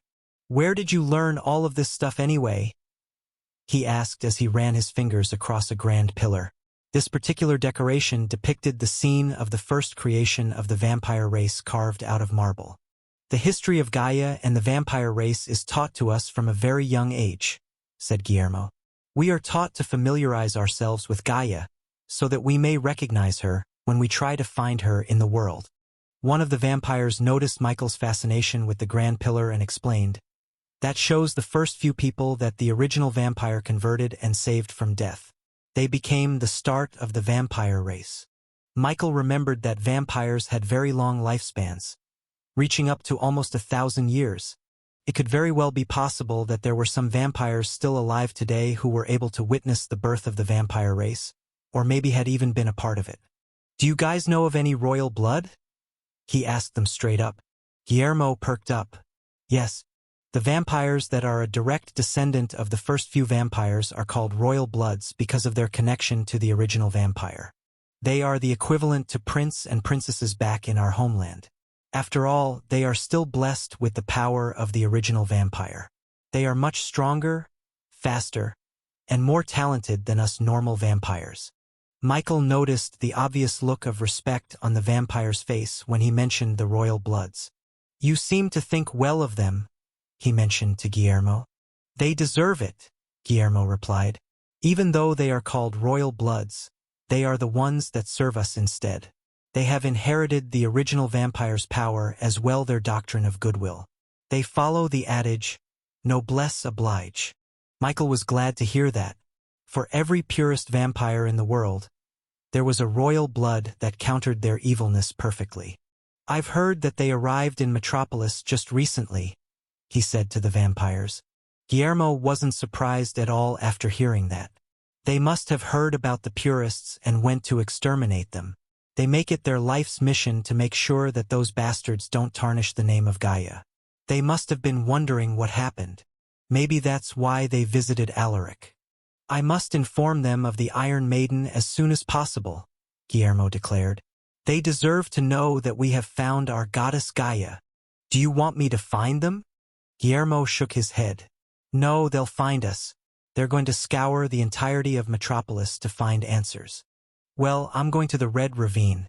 I'm going to ask Allaric if he knows where the vampires went off to, he said to Guillermo. Red Ravine? What's that? Guillermo asked. Michael explained to him about the discovery of Godforge pieces, and how almost all of Metropolis would be participating in the expedition. That's it, Michael. They're going to be there, Guillermo asserted. How do you know? I just have a feeling. I'll accompany you to the Red Ravine and meet with them. Just a few hours later, Michael brought out his drone and entered its pocket dimension. As soon as he stepped foot on the control room, he began piloting it from the inside towards the Red Ravine. Thanks to the map provided by the Duchess, he knew exactly where to go. It took him a few hours, but he finally reached a part of the Queen's region filled with nothing but gray, deep canyons all around. And even with his drone vision, he couldn't see the true depths of these ravines, making it quite dangerous for normal people to traverse. Despite the numerous gorges around him, he quickly found the one that was supposed to contain treasures. Up in the distance, he saw a ravine wider and deeper than any he had seen as of yet. Not only that, but the ravines were blood red in color, as if showing how much human lives had been lost trying to explore such a natural creation. The Red Ravine looked like it was the product of two tectonic plates being cut in half, forcefully torn open, to allow humans to peer deep down through the cores with the allure of mystery. And using his ability vision, he was able to see a large collection of orange glows in the distance. It was a gathering of magnetics. Michael slowly descended his drone to the cave recessed deep inside the Red Ravine. Once inside, he got out of his pocket dimension and walked all on his own. He continued walking through the dark tunnel, following the distant sounds of murmuring echoing through the walls. Eventually, he reached a small opening that emanated a light. As soon as he entered, a completely whole new world opened up to him. This entire cave was gigantic, tall enough to even have its own clouds above. Not only that, but it also had its own source of light given off by bioluminescent plants growing through the cracks of the walls and ceilings. This entire new ecosystem was made up of tall mushrooms that looked like trees from a distance. The grass, the rocks, and everything else in this jungle was made out of some type of mushroom, both big and small. He looked around and saw hundreds of people already camping around the mushroom forest. Yeah, I heard that the Gilderan Company was able to take over one of the rooms yesterday. Of course, that's to be expected since Allaric is already a nascent spirit cultivator. Michael overheard the conversation of two adventurers sitting on a mushroom stool. He approached them and asked, "Hey, what do you mean by room?" The two adventurers looked at him and pointed at the door archways all around the walls. "Those tunnels lead to different rooms," one of them explained. "If you're able to reach the end of the room successfully, then you'll be able to get the treasures hidden inside. Are you also an adventurer looking for money? What guild are you from? Meanwhile, the other adventurer squinted as he looked at Michael. He was on the verge of recognizing him. I'm not in any guild, Michael replied. I'm from a company. The adventurer sighed. Ah, you should have gotten here a lot earlier. Just a few days ago, there were only a couple of us adventurers interested in the Red Ravine. But after someone got lucky and landed some Godforge pieces, everyone in Metropolis is wanting to get one for themselves. It's starting to get overcrowded. We're even planning on going home already. We have no chance of going against someone like Allaric. If you don't want to waste your time, then you should go too. Just then, the other adventurer clapped his hands, finally recognizing Michael's face. Wait, you're that Michael Vanderbilt. You're the one in the auction. As soon as he said that, all the other adventurers near them turned to look at Michael. They all read about his feats in the Daily Metro newspaper. And even a month later, his name would still come up every once in a while because of how he was able to go toe-to-toe against the major factions despite being so young and inexperienced. That's me, Michael replied awkwardly.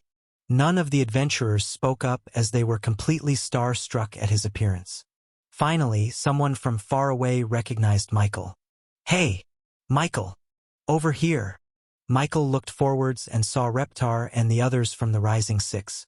They were all gathered in a campfire and sharing sticks of skewered meats and vegetables together. He walked over to their side, ignoring the looks of all the adventurers behind him. You made it, said Erlos, donning his usual khaki shorts and shirt. Reptar then wrapped his arm around Michael and put his cowboy hat on Michael's head. We've been wondering when you'd show up. I was a little bit busy, he replied. Then he felt someone nudge his back. He turned around and saw Rena offering skewered meat towards him while averting her gaze. Your journey must have been rough, she said. Here, take it. I'm not hungry anymore. Thanks, Rena, he said, accepting her gift. But no matter how much he tried to look at her, she would always turn around. HPMH. If you're that shy, then you shouldn't even be considered, Bo said as she put herself in between Rena and Michael. You want some cake? I can bake you some cake, she said, sitting aggressively beside him on the mushroom log. I'm fine, he said, feeling awkward. Ahem. Anyway, can you tell me what's happening with this expedition? I thought everyone wanted to get the treasure. But why are you guys just waiting here? I don't sense any fights. Because the prize was too great to pass up, he was expecting there to be fights going on everywhere inside the cave.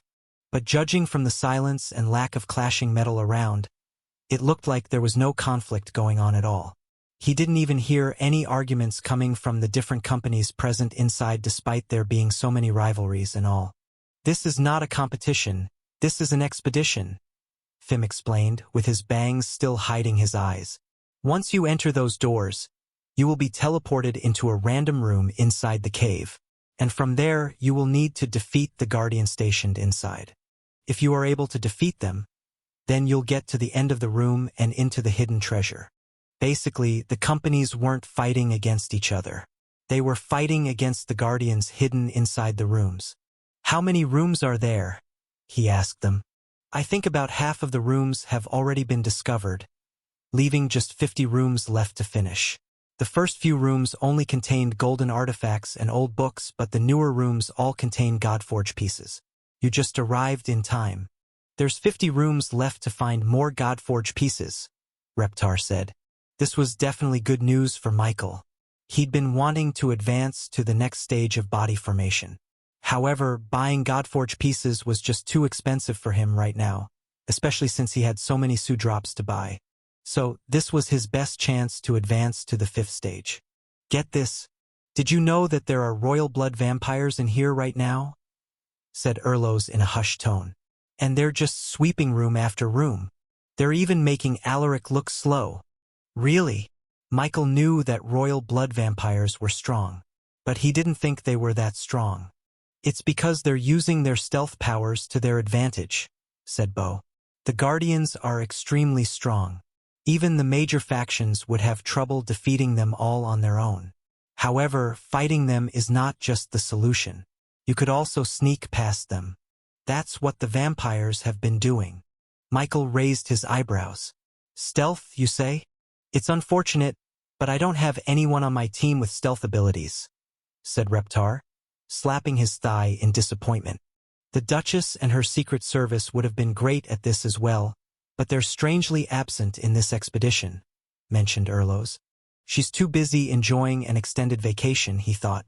But in the end, it turned out better for him. After all, he might not be strong enough to defeat those guardians, but at least now, he did have someone he could rely on for sneaking around. It's time to unleash Fudge into the world. Michael went over to an empty spot in the mushroom forest and made camp. Using some simple magic, he was able to create a small cabin house made out of mushrooms, just big enough to house him and the Dragonborns as well. He then called out to the shadow underneath his feet. You guys can teleport now, he said. A couple of seconds later, multiple shadows separated off his feet, forming their own shadows. The shadows morphed into a circle before receding back into his feet as the Dragonborns appeared, with the shadow orcs right behind them. Thanks, he said to the shadow orcs. Now that their job of transporting the Dragonborns were over, they turned back into a shadow and disappeared. Whoa, this place looks rad, Zion said, looking around with wonder. Boss, is there any comfortable place to sleep in here? Jaco asked, already wanting to lay down. It's nice in here, Omisu muttered shyly. Contrary to the three Dragonborns, Shiina immediately went over to Michael and presented herself as the good secretary that she always was. Just say the word and we shall endeavor to complete it, she said with a bow. Michael greeted all of them before immediately debriefing them about the whole situation. He told them about the discovery in the Red Ravine, as well as how the doors led to numerous Godforge pieces for the taking. We'll venture off into one of the rooms, he said to them. So be prepared. According to what he learned from Bo and the rest of the Rising Six, the Guardians hidden inside the rooms all contained ability power. And even without seeing them firsthand, he was able to see the glow of power through his drones. Each of the rooms were emanating an orange glow, which meant that whatever was on the other side wielded ability powers. Because of that, the only people that dared to venture inside it were magnetics. The Dragonborns were magnetics themselves, but they still hadn't awakened their divas and their abilities, which meant that they were practically the same as a normal person without a Godforge piece in their chests. They had no chance against those guardians. However, he invited the Dragonborns because he knew that this could be the place where they could awaken their divas and abilities. Fudge was only able to awaken when he faced the purist vampires, so this was conclusive proof that magnetics needed a push when wanting to transcend to the next level. The more their Godforge pieces were stimulated, the higher the chance of their breakthrough. He was counting on the Guardians to be enough of a stimulation for them to finally awaken their true powers. Are you guys ready? He asked them. Despite their individual quirks, they seemed more than ready for this new challenge. Follow my lead.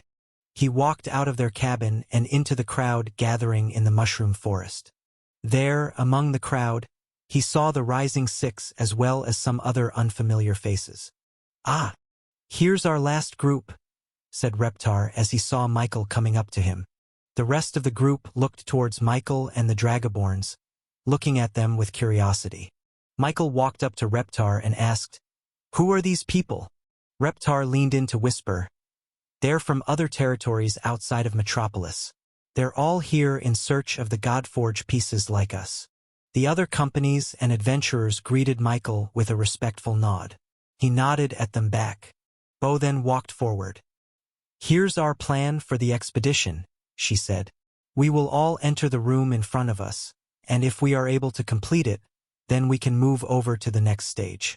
As you all know already, the major factions have already gone over ahead of us. If you are strong enough, then you can complete the room you entered and catch up to the major factions. Is that clear? Everyone nodded at her words. They had been planning this for a while, so there wasn't any confusion between them. The major factions are already ahead of us? Michael asked Rena, whispering in her ears. Rena's cheeks blushed as she felt his voice so close to her. She immediately pushed him away flusteredly. Yes, they have already completed the first stage of the rooms. Each of the tunnels you see in here will lead towards a room, and that room will contain a guardian that protects it. If you are able to defeat it, then you can claim your prize at the end of the room. But that's not all. Once you complete it, an entirely new tunnel will open ahead. That will lead you to the next stage, where the major factions are currently in. Only those who completed a room will be able to get to the next stage. And if you were able to complete the next stage, you'll be able to get the Godforge pieces hidden inside it. Okay, let's decide which ones will get which rooms. One of the adventurers said. I want to take the Fire Warrior Guardian. We want the Lightning Casket Guardian. I want anything but the Mystic Eye Guardian. Each one of them began listing off the names of each guardian, which Michael wasn't aware of till now. Erlos seemed to have noticed his confusion and quickly explained. Almost all of the rooms have already been scouted, so we know which guardians are protecting it. Each one of them has their own powers, some weak, some strong, so many of them are trying to get the easy ones so they can advance to the next stage. But almost all of them are avoiding one specific room. That one. He pointed towards a tunnel leading straight into darkness. There was a certain atmosphere around this tunnel, one that would make anyone wary of it. Michael used his ability vision and saw that the orange glow coming from the tunnel was a lot stronger than the others. It was practically shining like the sun. Why are they avoiding that one? He asked. It's because it contains a guardian that no one can defeat. I think that the only ones who have ever completed it are the vampires. This piqued his interest. The vampires? The royal blood vampires. Erlos nodded. Yeah, I saw them here yesterday. And while everyone was having trouble going through the rooms, they breezed through it like it was nothing. That's why I advise you to pick a different tunnel other than that. The treasure may be good, but it's impossible to get. Prize? Michael asked, his eyebrows already raised. Yeah. The stronger the guardian, the better the treasure. Getting a Godforge piece in that tunnel is practically guaranteed. Michael smiled. One thing he learned about this expedition was that things didn't have to be solved through violence. Could also be solved through stealth.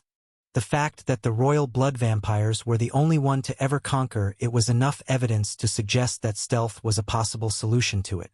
Fudge could absolutely conquer this room. With a Godforge piece as the possible treasure, it was well worth a try. With everybody clamoring to pick their own tunnels to go through, the whole mushroom forest began to quake with shoutings and arguments. Everybody settle down, said one of the adventurers. I know that we would all like to pick our own tunnels, but how do we decide among us who will be the first to choose? It's only fair that we go through our golden 500 rankings. Once he said that, everybody began to calm down. It was widely known that the stronger the guardian, the better the treasure. So, it was only natural that those who had the power and ability to fight those strong guardians would pick tunnels with the appropriate difficulty. This would leave the weaker tunnels to the weaker adventuring party or companies. I agree with this. It's only natural for the strong to pick first. Once that was settled, everyone turned to the Rising Six, the best up and coming companies in Metropolis.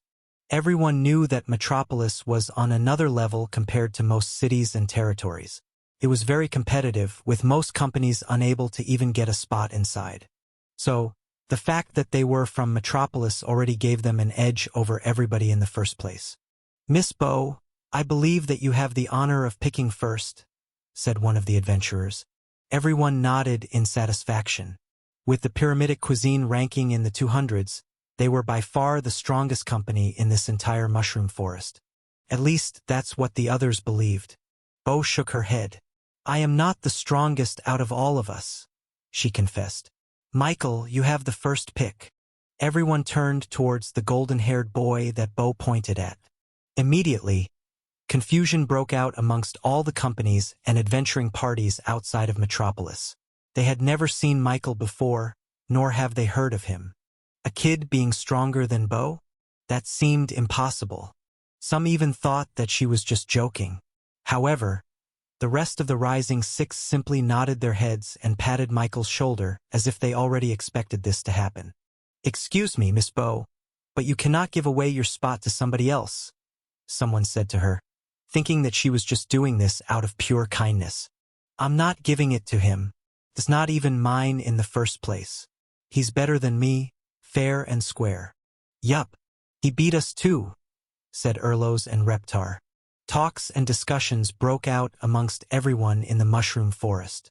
They just couldn't believe that a small kid like him would be able to defeat a legendary figure like Bo. Wait, what's his name? Michael? Someone from the crowd remembered something.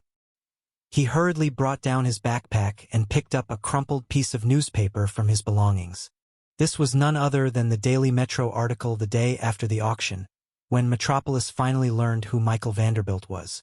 The man looked at the sketch in the paper, then looked back at Michael. They were exactly the same. It's him. That's the guy who defeated Allaric in a game. Gasps echoed out in the mushroom forest. It was already unbelievable enough for Michael to defeat Bo, but he also defeated Allaric? That was absurd. He was in the nascent spirit realm. A few people in the crowd finally remembered hearing about it as well, but they never thought he'd be so young. Let me see that. Is it really true? I want to read it. It wasn't long before everyone finally learned about what happened at the auction. And suddenly, everyone turned to look at Michael with amazement. Do I get the first pick now? He asked them. And immediately, everyone nodded their heads. They wouldn't want to argue with someone that was able to defeat Magnetics 3 or 4 stages ahead of his own. Choose the Steel Pyramid Guardian, Reptar advised. That's what I would have picked. It's difficult enough to get a Godforge piece, but not too difficult to fail. Michael appreciated his advice, but he didn't need it. He already chose what he was going to pick. I choose that one, he said, pointing to the ominous-looking tunnel to the side. Everyone was taken aback at his choice. Even someone from the major factions wasn't able to defeat that guardian. Michael, did you listen to what I said? Erlos said in a panic. Only the vampires were able to complete that. I know, Michael nodded, and I want to choose that one. No one could make him change his choice. See you on the other side, he said to his friends before walking over to the ominous-looking tunnel. Bo could only shake her head and chuckle at Michael's choice. Of course he's going for the hardest challenge. He's not the man that captured my heart if he didn't. Rena looked at Michael's back and muttered to herself, good luck, before turning around and picking a tunnel for herself. Once he was at the entrance, the Dragonborns finally caught up to him. Are you guys ready? He asked them. Yes, Lord Michael. Yup. Yawn. Sure. I'm ready. Yes. Michael then looked down at the shadow on his feet. Fudge. Hey. That was all the confirmation he needed from the little slime. So without further ado, he stepped inside the dark tunnel, finding himself being transported into a brightly lit room. He had to cover his eyes from the stark difference from the dim mushroom forest. It's so bright in here, Zion complained. Michael opened his eyes and scanned his surroundings. He was standing near the edge of a circular arena fully enclosed on all sides.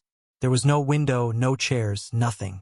There was just the arena and the tunnel exit behind them. The only thing that was inside this arena was a giant knight statue in the middle of the floor. It was kneeling, with its sword stabbed on the ground and head looking down. The whole structure was made out of stone, making it look lifeless, but judging from the fact that he could feel an intense amount of ability power from it meant that it was no mere statue at all. And using his ability vision, he confirmed the fact that it was indeed alive, with ability power glowing in its chest. He's strong, he muttered. Even from far away, he knew that he'd have trouble dealing with this guardian all by himself. He could have a chance if he used his batteries and his quantum techniques, but that would be a bother. In fact, he didn't even have to fight it at all. Fudge, he called out, and immediately, the little slime jumped out of his shadow and somersaulted to the ground. With a flash, Fudge showed off his new cloak with fashion and style. Yes, master? Do you need my ninja skills? Yup, Michael nodded, pointing beyond the night. Do you see that platform at the end? According to Reptar and the others, the only way to get to the treasure was if they defeated the Guardian or if they were able to completely bypass them and get to the other side. This was exactly what he was going to do. Fudge, Unleash your shadows. Fudge beamed with the biggest smile as Michael said those words.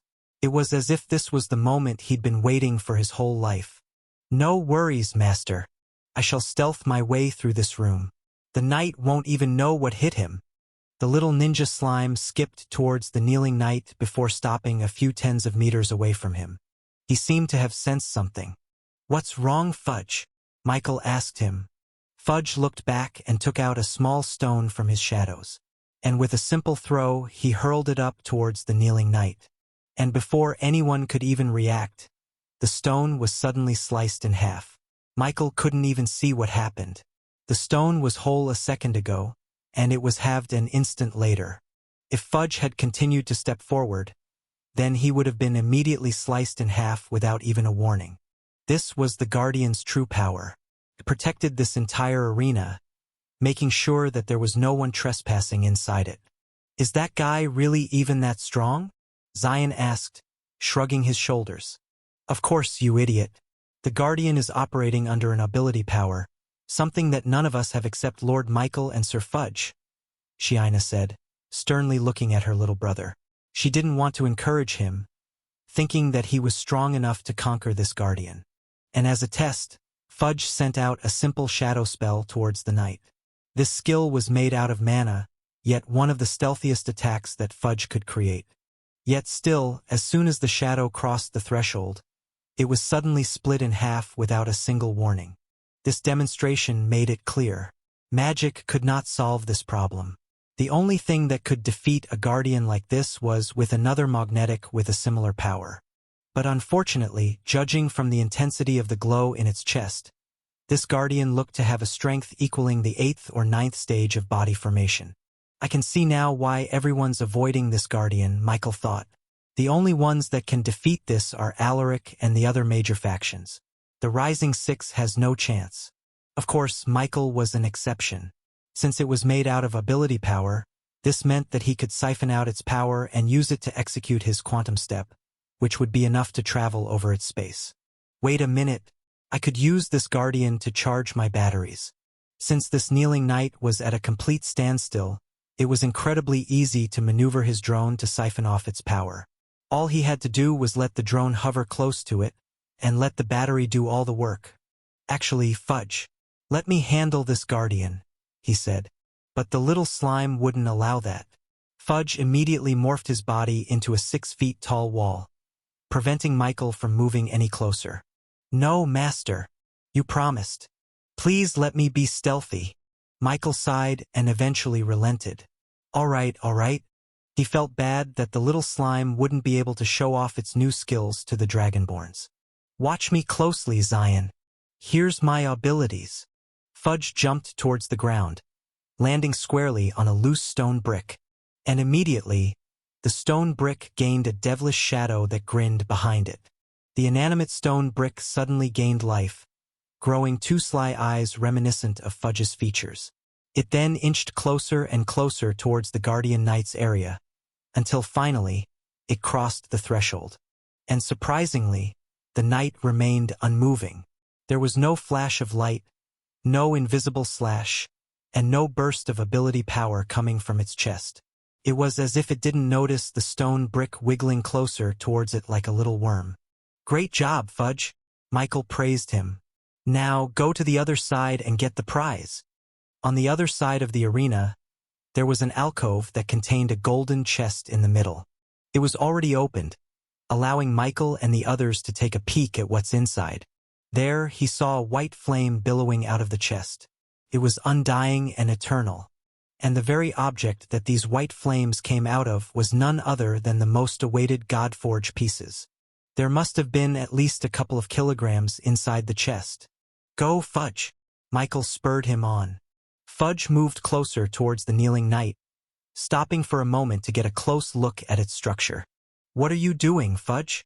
For a brief moment, Michael saw a glint on the ninja slime's face.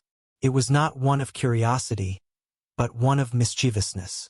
Fudge was definitely planning something.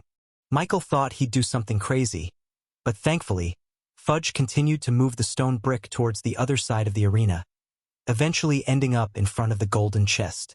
As soon as the brick touched the wooden frame, the ambient light in the room suddenly turned bright. Not only that, but the ability power in the knight's chest became a lot tamer than before. What was once a grisly fire now became a gentle flame. Michael tossed a stone towards the knight's area, and it arced down towards its feet, completely intact. It seemed that making contact with the treasure turned the guardian knight's power completely harmless. He slowly stepped forward, carefully stepping towards the knight. And thankfully, he wasn't attacked by its incredibly fast-cutting ability. "It's that easy?" Zion complained. Shiina immediately smacked him in the head. "Did you want to fight that guardian? You don't even have your own ability yet." "I'm not complaining," Jaka said, walking towards the knight casually. Umisu, on the other hand, made sure to keep herself as far away from the knight as she moved towards the treasure chest. Eventually, Michael arrived at the golden chest containing the Godforge pieces he'd been wanting for a long time. He looked down at the chest, seeing a grape-sized medal in the center of all the white flames. "How many kilograms do you think that is?" "According to my calculations, that size corresponds to 5 kilograms of Godforge, plus minus 0.15 kilograms. Even though it was such a small piece, it still contained 5 kilograms worth of Godforge. This metal was incredibly dense for its size. He immediately took out a box from his shadow inventory and carefully scooped the floating liquid pellet of Godforge into the box. Once it was inside, he twisted the box, locking it in place. Soon, the white flames were extinguished. That's 5 kilos, which would be enough for a normal magnetic to transcend from the 4th stage to the 5th stage. But not me. He learned early on that he needed a lot more Godforge pieces than others in order to advance to the next stage. At first, he thought that it was because he was a natural magnetic. But seeing as the Dragonborns and even Fudge needed normal amounts of Godforge pieces, it meant that there was another reason why his body required a lot more pieces than others. He just still didn't know why.